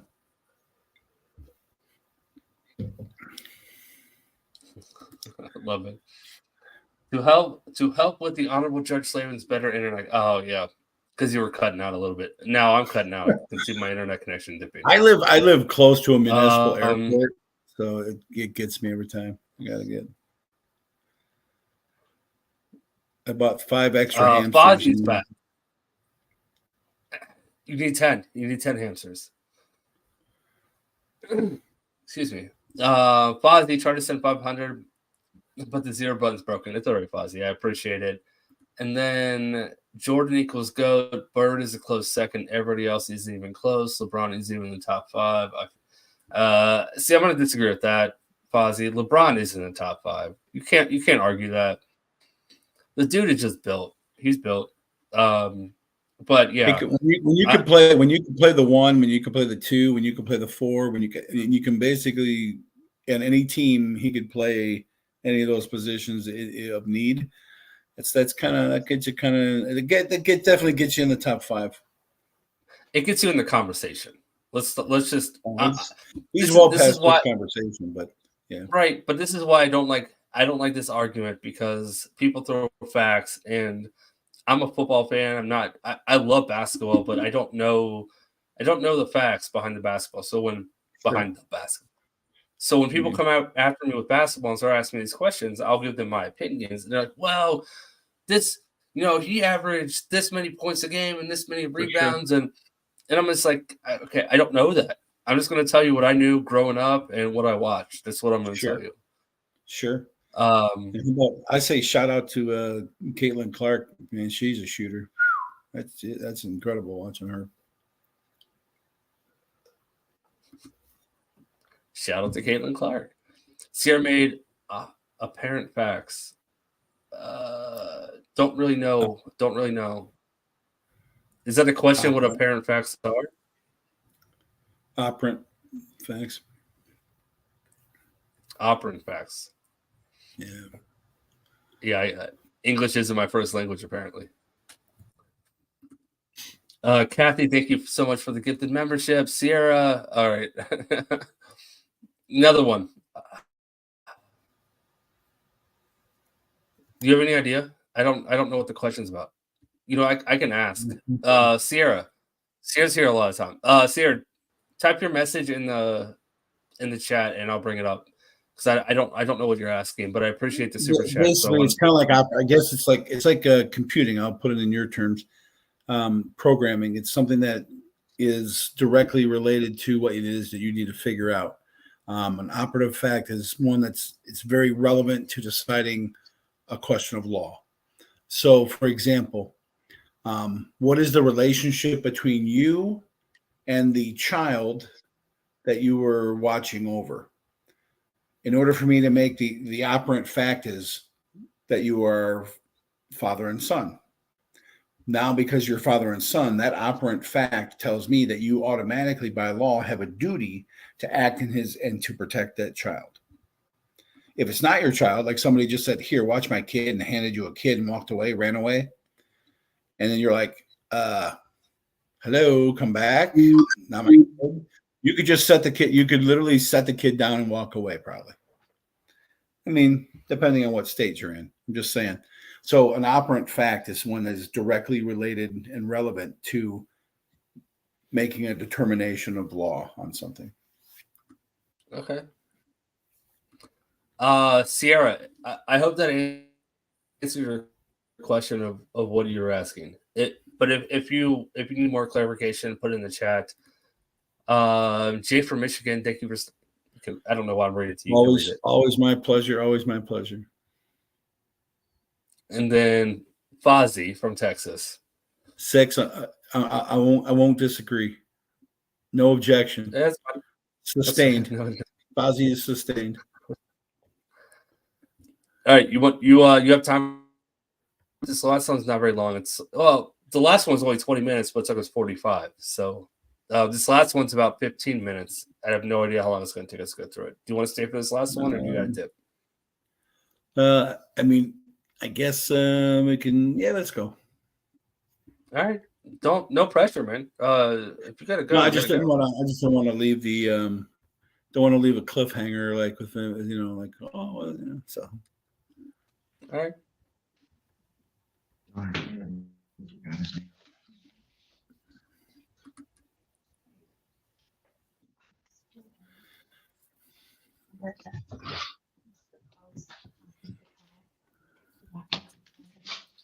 Oh, good.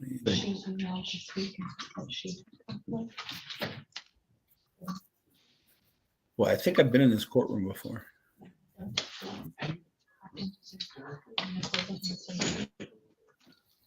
Okay. All right.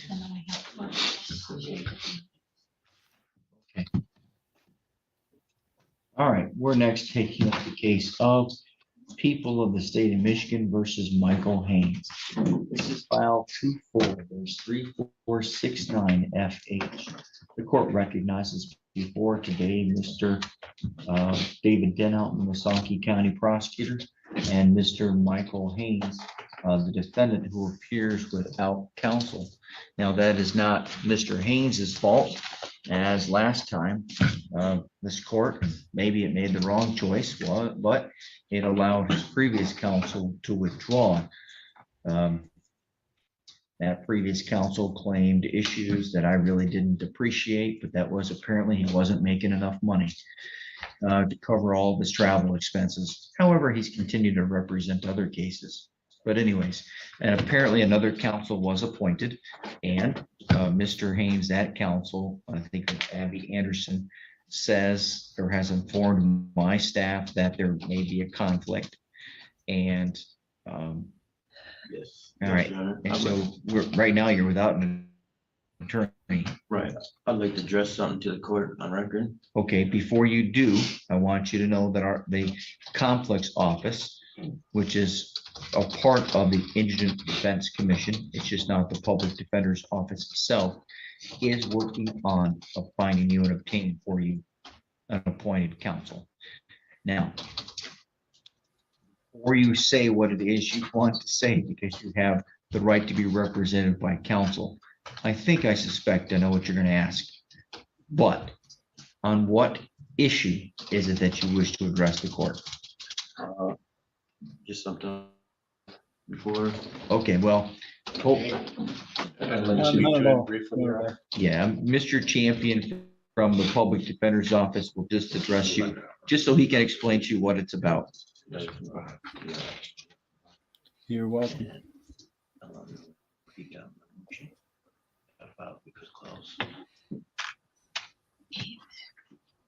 Wow, motion.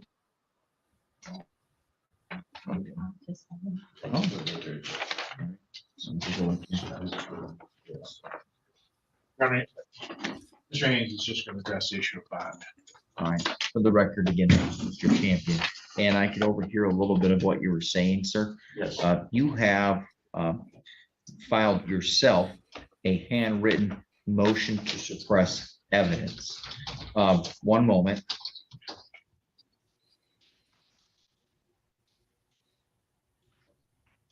Okay, and so again, it has to do with challenging the search of a vehicle. Yes. Okay, and hold on, we're not going to talk about that.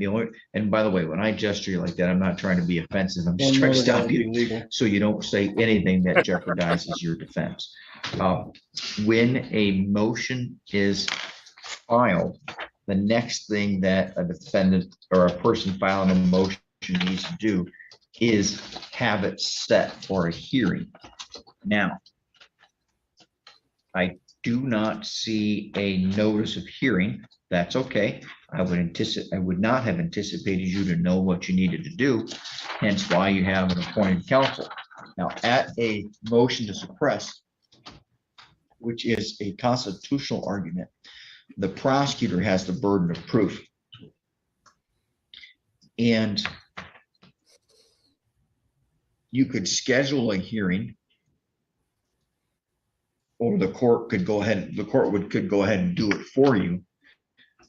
But you may want to ensure that you have an attorney that's available to cross-examine the witnesses. So, first question I have for you is, do you have your own attorney hired, or do you plan to hire an attorney? Well, as I address the court, this paper I have to read. Yep. It determines on this paper and your decision. Yep. So hold on. There's a reason for the madness. First question. Yes. Have you hired your own lawyer?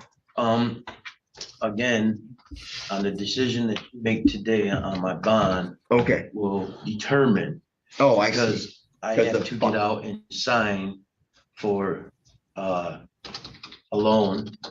I plan on getting my own attorney due to the letter I'm fixing to present to the court. Okay, all right, I see. That makes sense now. But if not, Okay, I have no access and the ability to do anything from. well, you have family out in the world, right? Yes, my family's here I see to them. support me I see. on my behalf. You could always grant to them a power of attorney that would allow them to it, but you'd have to get one drafted. I have to have an attorney. I've been through the system, the back there, and Jesse will not let me have a power attorney without, or brought in without an attorney on my behalf. Quite a few, again, Terry. This letter that I wrote, got for the court. All right, well, I can change that. Right, that.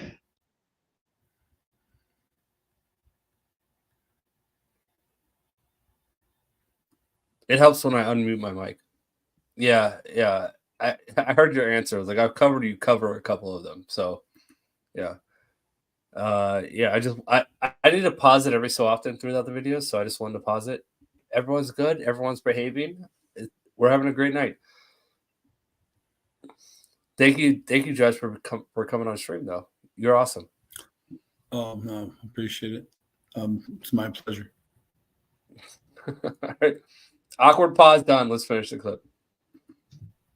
That's not right. There's There a might lot be of things that- hold on. There might be a misunderstanding. I would tell, assuming by the way that what you've said is true, or that there's not a misunderstanding, I would say that you have the rights, by the way, constitutional right for freedom of association. You would have the right to have a contact an attorney, to have a power of attorney brought in. So that would be wrong. And you could go ahead and tell them that I said it was wrong, that you have the right to have an attorney or someone come in and bring in a power of attorney for you to sign. But let's move that off to the side. So right now, because you haven't gotten that law, you wish to have the court appoint an attorney, which the court will continue to seek appointed counsel. Next, now you wish, which means because you wish to have an attorney appointed or you plan to hire your own, you do not want, sorry, do you want me to set the motion to suppress for a hearing before or after you get an attorney?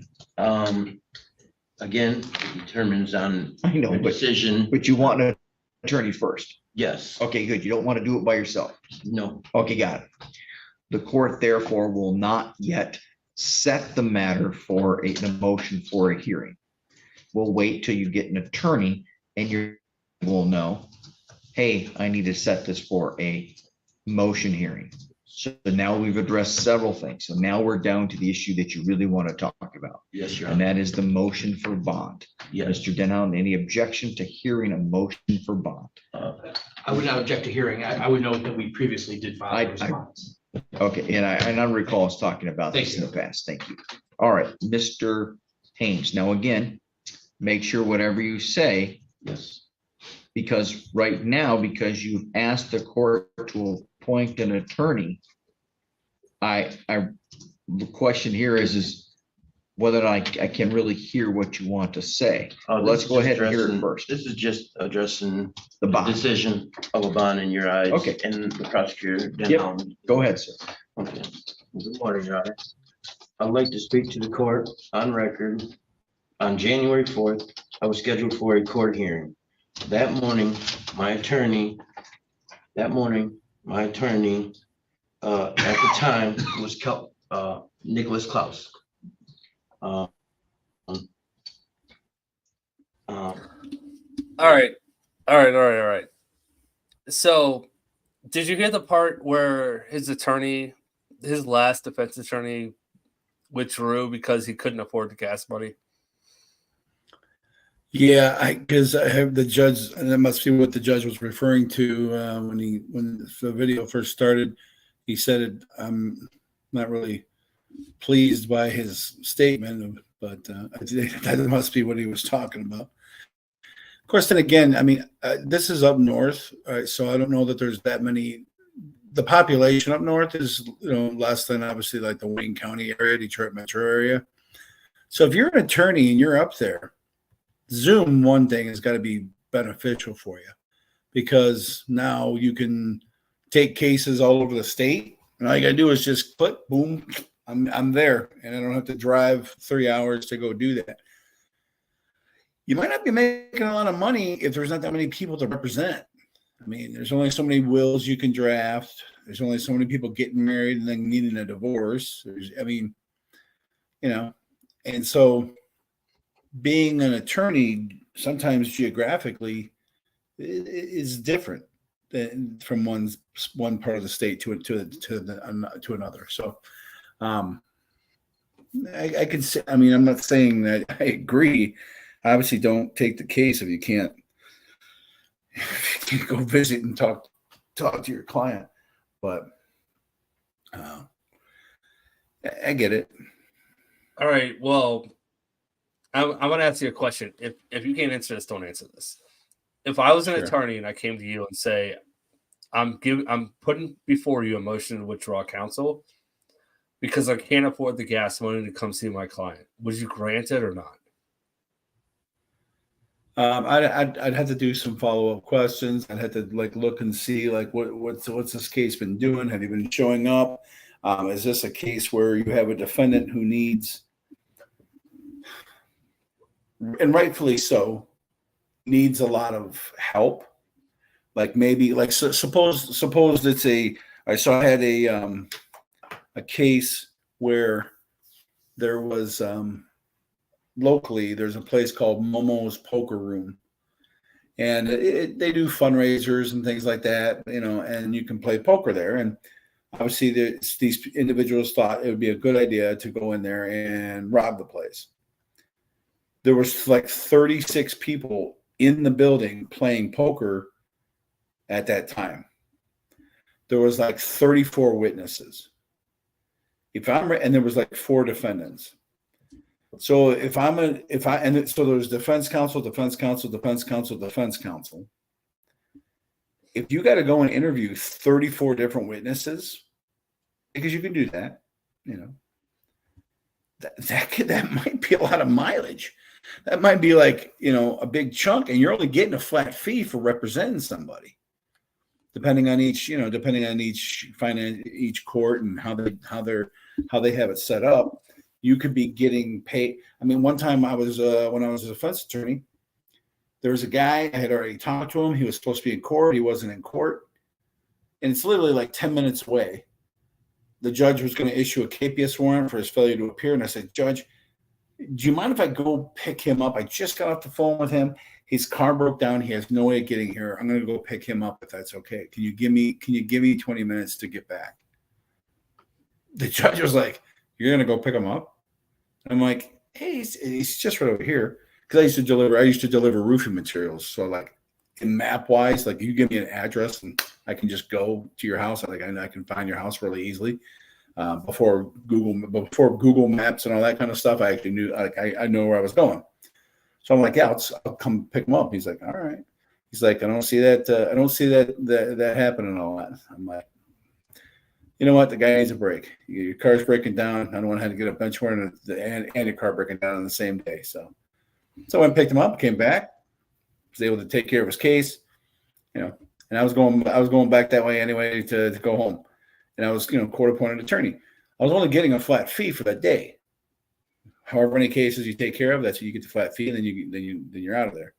So there's a lot more to it than just, I don't have the gas to get there.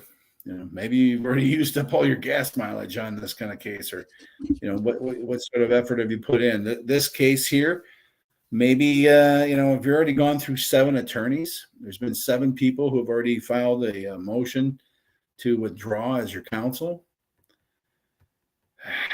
I'm not going to say anything that, I'm not going to make any references that maybe there's a bunch of lazy people doing this, or maybe it's a very complicated case, because if you're not qualified to take care of a case, you should ask to be removed. Get somebody else who knows this better, because I don't know. This is a little bit of a technical situation. So we don't really fully know all the background of the case. So that's the kind of things that I'm going to be looking at, thinking about when attorney Crowell comes in and says, "Hey, I can't afford the gas. I'm spending all my money on new monitors and hamsters." Yeah, I got all these hamsters and new monitors. There you go. Yeah, I live in Ohio. I can't drive to Michigan every day, so can I withdraw? Like, no. You took this case on. You're coming to see me every single day. Yeah, that's right. All right. No, you're good. You're good. No, that made a lot of sense. That made a lot of sense. You answered my question a lot more than I was expecting you to, so thank you. All right, let's finish this case so we can get you off the bed. So, you know, some of us have work in the morning, right? It's true. Criminal doc. He called me to inform me up onto coming to court on January 4th that I had a warrant for dirty urine. I take full responsibility of that violation of the bond and still attended court that day. Since that day, it has been approximately 60 days. The first 30 days, I had absolutely no contact with my attorney, no updates, informed, or paperwork as of, well, still today, no paperwork. On that 30 days of being remanded, you ordered my... He's fighting on his own for his bond right now. Just, I don't know if you missed this, but because he doesn't have an attorney there, he wanted to argue his own bond, even though he asked for another attorney. Sorry, excuse me. But he wanted to fight for it, and the judge allowed him to. Judge Elmore allowed him to do this, and he does an amazing job. Just saying, for someone in his position, he's got a couple things going on. He explains them, but someone without an attorney, he does a great job. Attorney back into court within 24 to 48 hours to address why the 30 days with no motion or anything. Back in court. He resigned due to conflict of interest and no gas money. Since that day, I have had and been appointed different attorneys in which all have removed themselves due to conflict of interest. On this case, I borrowed a vehicle for a date night. Hold on. Stop right there. Because I want you to be very careful. Hold on. Here's the problem. I'm agreeing right now to entertain your request because you've asked me to, and I've talked to you about your right to have an attorney, and I've told you we're working on getting you an attorney. You probably do not want to talk about anything involving the allegations. Okay, I skipped that part. All right. Good job, Judge. Good job.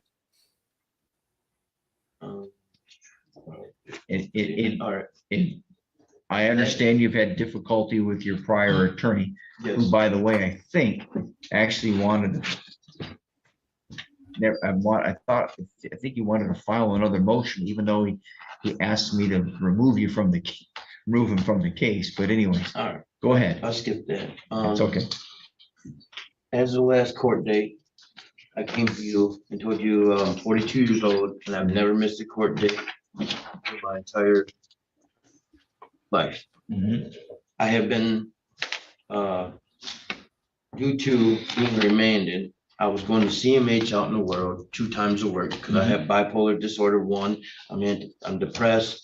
And I've been seeing CMH in here. I've seen them 2 times since I've been in here over the 60 days. Good. As well as substance abuse classes 2 times a week with Nikki Plants. Yep. Okay. I am being denied my bipolar meds due to they cost too much. I'm on Medicaid, Humana, I'm on disability. I'm being denied in here due to they cost too much. And my psych meds, as the jail tells me, them are too expensive. due to lack of an attorney, jail cannot provide me with my psych meds and my history of appearance for all court dates.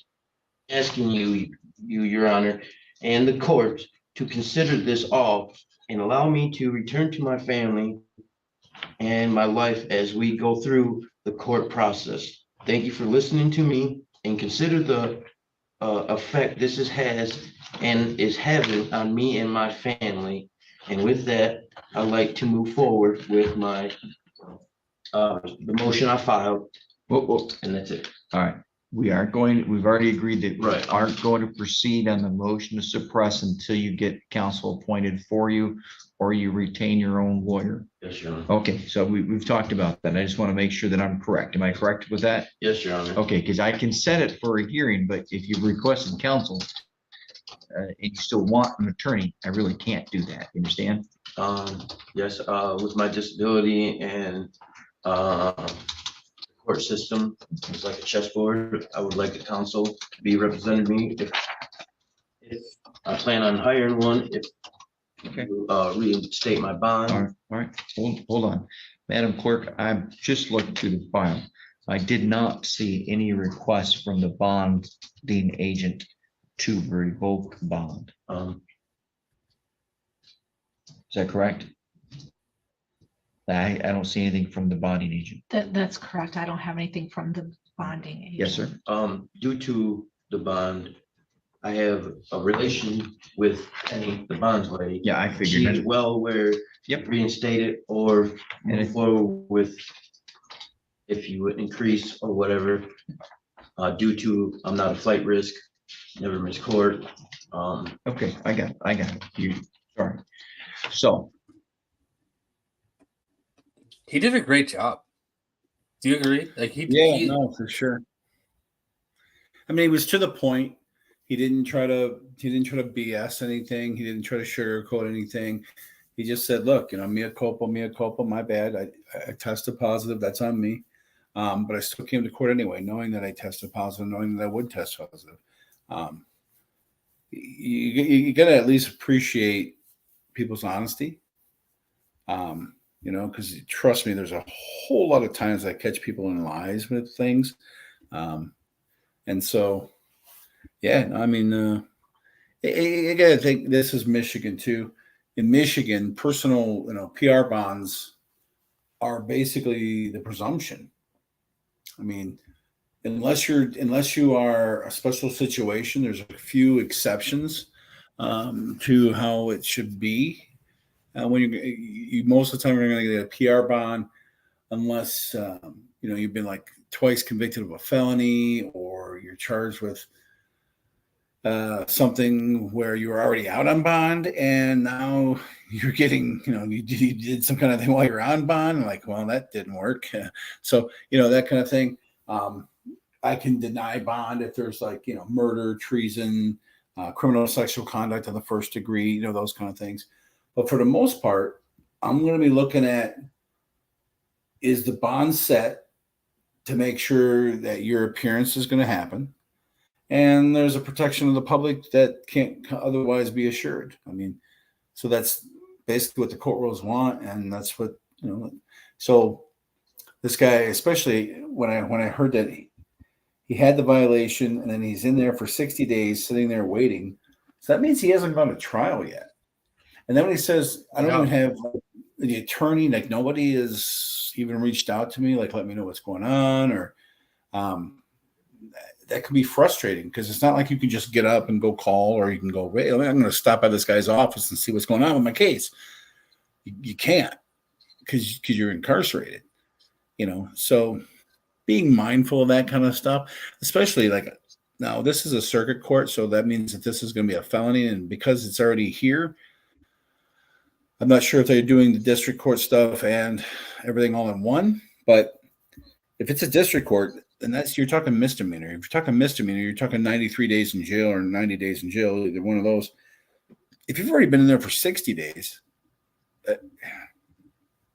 it's getting to be where the crime that you were charged with, the penalty for that, you've already been in jail sitting there waiting for longer than almost as long as you could have got the maximum for. So, I mean, yeah, let's get this guy out and so he can get better representation. He can be more active in his representation with the attorney interactions, and but good job though. Yeah, no, he nailed it though. When I first heard that he's had 8 defense attorneys. When I hear that, when I'm watching court and I hear that, it's like, you have 8 defense attorneys. It's just like, the person that says, I'm single all the time, but I've been on 8 dates in the last month. Like, sometimes it's you, right? Right. This guy seems fairly intelligent about his case. He doesn't. Mm-hmm. He's not over talking anybody. He's not disrespectful. Yeah. I just didn't understand. Like, I felt bad for this guy, and we don't have to play the rest of this. We'll actually call tonight with court clips. The judge releases them. Sure. Gives them a G. Let me just give out a couple of things. One was how do I go from the courtroom to or the classroom to the courtroom? Yes, I was an adjunct professor of law for quite a long time.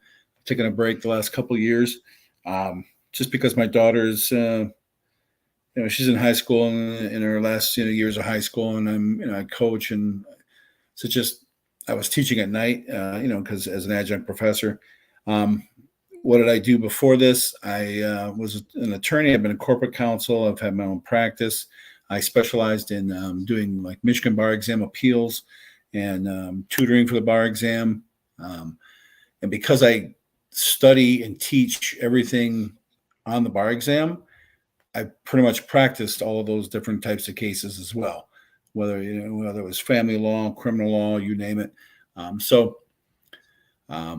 Moving from the classroom to the courtroom, I think the transition is the same. Like I said before, in our initial interview, I try to like make sure that people leave my courtroom knowing what happened. If they lost, they know why they lost. If they won, they know why they won.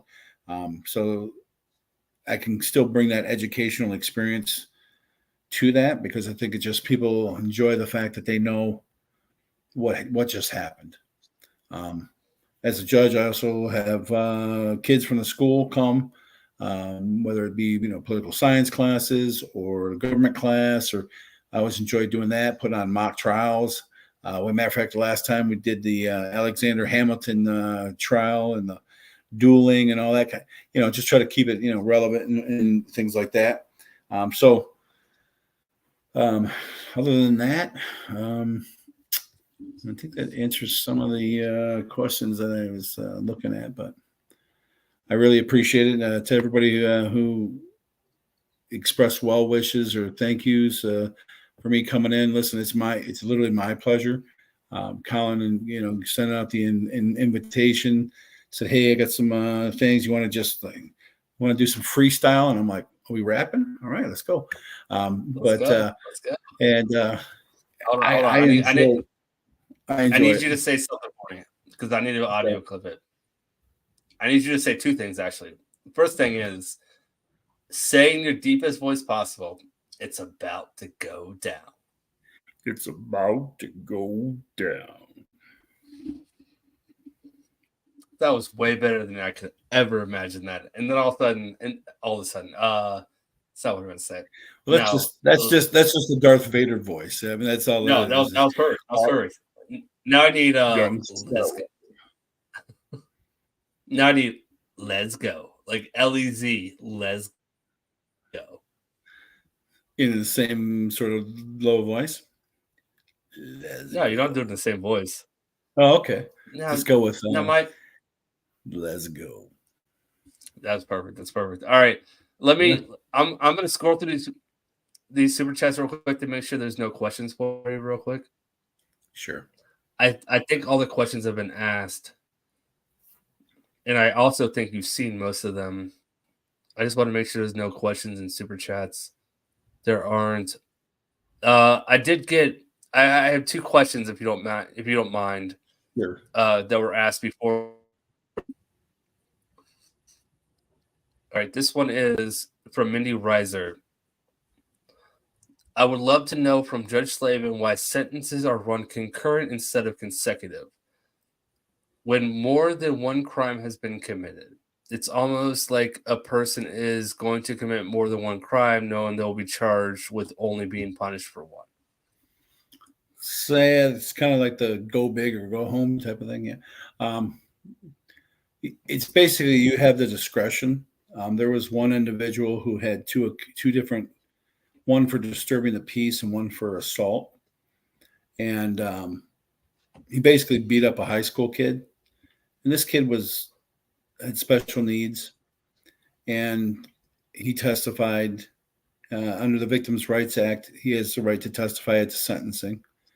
And he talked about how he had his mouth had to be wired shut because he had his jaw broken, and how it was a very traumatic experience, and how it impacted him as far as being more skittish, he was working on being more interactive with people, and now that really dialed that back. And the whole time he was talking, the defendant is on the screen at the jail, and he's laughing. Well, let's just say my discretion was to run both of his misdemeanors at 90 days, and then when you're done serving that, you can serve the other 90 days. It's all about judicial discretion, what you think is fair and what you think is deserving. So you can make that. So are there, I'm going to say rules. Rules isn't the right word, but that's the best word I came up with. Can you decide when you want to? So once you get to a sentencing, can you decide if you're going to charge them? You're not charging anybody. Sure. Can you decide when you're going to sentence someone consecutive or concurrent? Can you do that? Just is that what you do? So you can just could. So most of the time you're going to run it consecutively, where they're just running, like both of them are running at the same time. So I mean, yeah. So I see what they're saying is you could do one crime and do 90 days, or you can do 8 misdemeanors and they're all going to run and you're still doing 90 days. The thing is, there are other implications. Obviously, if you want to get your record cleared up, having that many extra cases, you're not going to be able to expunge those. If you only have one, you could expunge it. If you have a couple, you can expunge it. If you have 8, yeah, good luck with that. It's not happening. So your criminal record looks bad. So when you're getting a job or things like that, people can take that into consideration and look at that. They can do a background check on you. And then they're just like, yeah, 8 larcenies. I'm going to go ahead and pass because I don't really want to give you access to all my stuff and then hope that it's still there tomorrow. And that, that's their right. So if I need to, I can ask the probation department to do a pre-sentence investigation report. They're going to ask questions, get some background. So that gives me more detail, more information, so that I can come up with a sentence that's accurate and just and fits the situation. So. No, I don't know what you mean by that. Can I? Yeah, it's called a motion for JNOV, judgment notwithstanding the verdict. Basically, and I actually had one of those granted. The one time I ever had to file one, I did a trial. The jury came back with a decision. I filed a motion for JNOV, judgment notwithstanding the verdict, and the judge basically overturned the jury. Yes, you can do that. All right. Well, there you go. It's kind of rare. Yeah. All right. I've gone through all the super chats. Yep. So with that, I'm going to bid you all a fine farewell until next time. And God bless all those watching, and God bless America and everywhere else around the world that Colin's influence reaches out to. Thank you for coming on, Judge Slaven. I very much appreciate it. My pleasure. I'll talk to you soon. All right, later, my friend. Good night. There we go. That's all I got. You guys want to watch a bonus Karen clip that was supposed to be at the end of the video tonight, and I decided to play that last one instead? You guys want to watch it? Or do you just want to call it a night? What do you guys want to do? It's 10 o'clock. It's 10 o'clock. It's 10 o'clock. And I actually need to read. I need to read all these super chats out. I don't know where I was at in these super chats.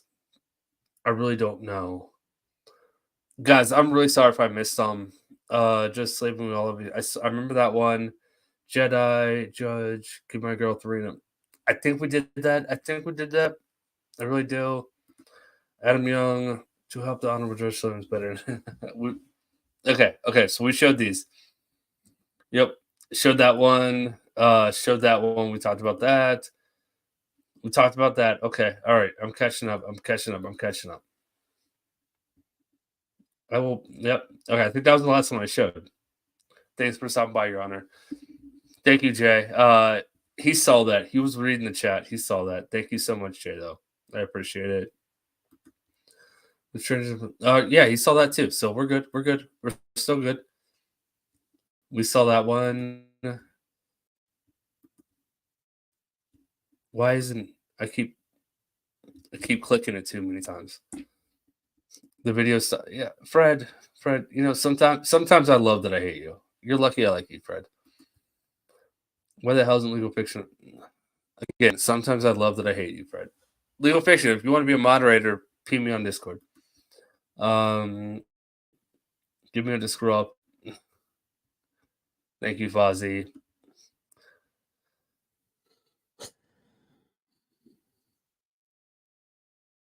Again, Fozzie, thank you so much. You're very generous. Sometimes I want to punch you in the face, though. If anyone wants to be a mod, they can message me, and we can become mod friends. We can do that. All right, and Adam, thank you so much. I appreciate the super chat. He saw that one too. You guys are all awesome, except for Fred. Fred's the one person that's not awesome. Fred is sub awesome. Everyone else is awesome. Do you guys want to watch the bonus Karen clip that I had at the end of the video? I didn't see what you guys said. Do you guys want to watch it? It's here. You know what? I'm just gonna play it because I gotta pee, and when I say I gotta pee, that means, you know, to everyone else in chat, that means I gotta take a shit. Doesn't mean that, but that's what everyone else says. Yeah, but that would have been the smart thing to do, but oh well. Natasha Mitchell, are you able to unmute? Have fun.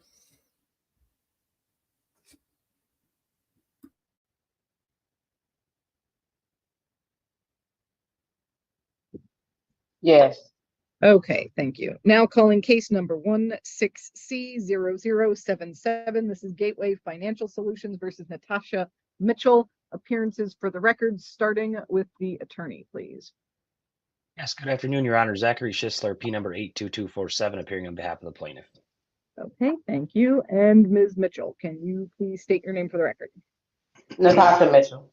Okay, thank you very much. So today is the date and time set for a hearing on defendant's motion for installment payments. What I have here is a motion where you're asking to pay $100 every month starting tomorrow.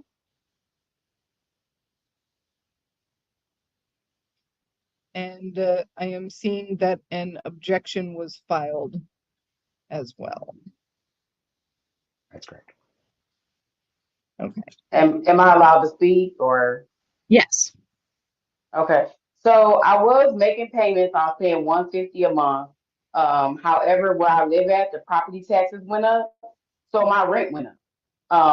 It's not like I'm trying to get out of paying this. I was paying what I could.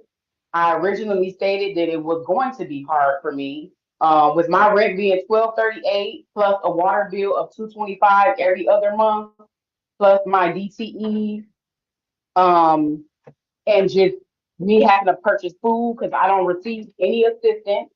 I'm a single mother of 4 children that live in my home that I have to feed, and I mean, of course, I have to eat myself. With getting $800 every 2 weeks, I can't even make my rent. Like, I literally just was behind on my rent because I only received $800 because 25% of my checks were taken. So it's not like I'm trying to get out of paying this. I can't give something that I don't have. And if I don't pay my rent, then me and my children are going to be homeless. So it's like, oh, okay, pay your rent or pay Gateway Financial and be homeless and have to figure it out all over again for you or for children. And that's just not, it doesn't seem fair. I've never tried to run away from this or not pay, but if I just don't have something to pay, I can't afford to pay what I don't have to give.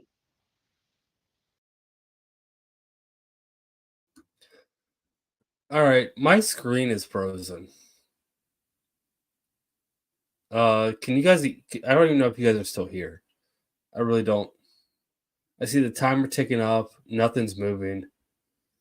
No idea what's going on. Something tells me my internet may have just dropped, but it's not telling me my internet dropped. I can't see anything. All right, I'm gonna let this clip play out. I don't know if you can see this or not. You guys are all awesome. Thank you so much for being here. All the donations, the super chats, everything. You guys are all awesome. I'm gonna play this video out because I don't know if you can see this or not. The chat stopped on my computer. No idea what's going on. So, and I see people dropping like crazy. So something's telling me it's not working anywhere. But I'm going to let this video clip play out, and then we're going to call it a night. Let's go hang on Discord. Until next time, bye. And if I don't pay my rent, I pay. But if I just don't have something to pay, I can't afford to pay what I don't have to give.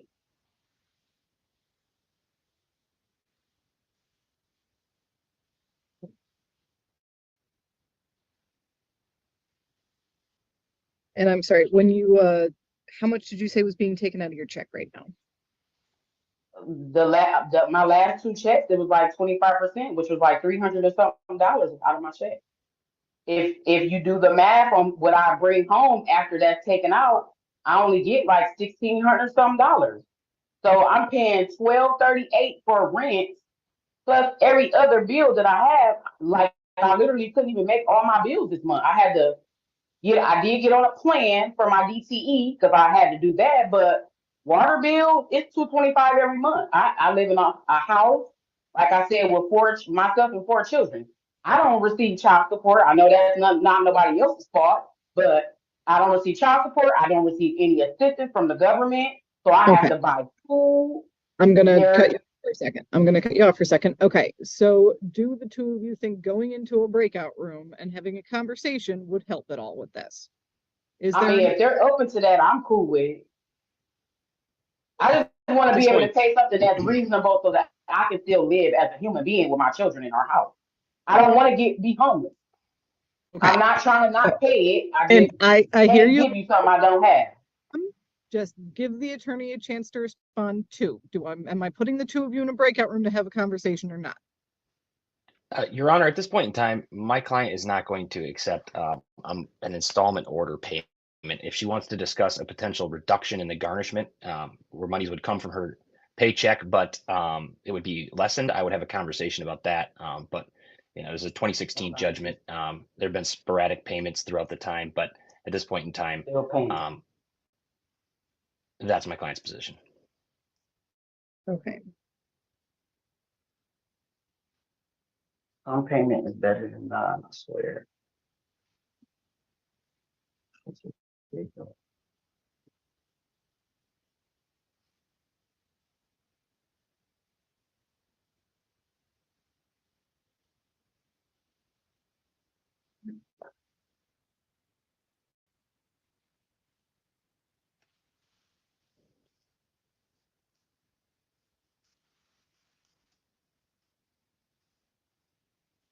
Ma'am, could you afford $200 a month?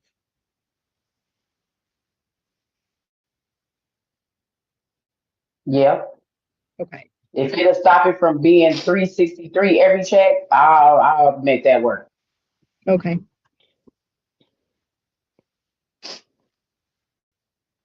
So at this time, the court is granting your motion with a modification that you will pay $200 a month. Thank you.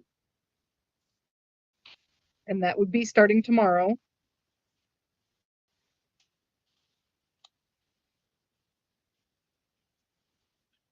Is there any way you could give me 2 weeks to pay it? If not, that's fine. It's just like my rent is due tomorrow, and that's all I'm asking. But if not, that's fine. I'll talk to my landlord. No, you're not going to get more time. You're not going to get more time. The defense attorney, this kid up here in the top right corner, he's a kid because he looks like a kid. He looks like he just argued to give you no more time, and he wanted to keep the garnishments going, and the judge just granted your way, and you're like, well, can I get more time? Like, stop. Don't push on it. You just got the way you wanted. You just have, yeah. Anyways, you guys are all awesome. I believe I read everyone's super chats out. Sorry, the chat was blocked for a little bit. No idea what happened. It's probably Fred's fault.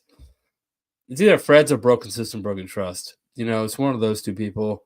I don't know who I trust more. So I'm gonna go with probably you know what? I'll leave that up to you guys to decide. I'm bouncing. I'm gonna hit play. This video is gonna end. We're gonna go hang out on Discord. Let's have some fun. And I will see you all tomorrow. Until next time. Bye. Or something. I don't know.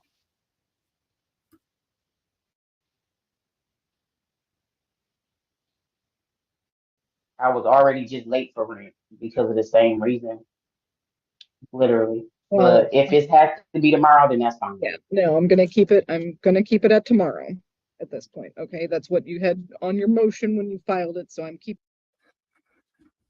Did you read this one? No, I did not. I did not read that one. Fozzie, little minus sign TX. Then you have a wrench and yeah. So Fozzie minus TX wrench. I think that means, you know, Fozzie minus Tyrannosaurus wrench. I think that's what that means. So no, I did not read that one, but thank you so much, Fozzie minus Tyrannosaurus wrench. Appreciate the super chat. You're awesome, buddy. That the same. The writ is going to be suspended.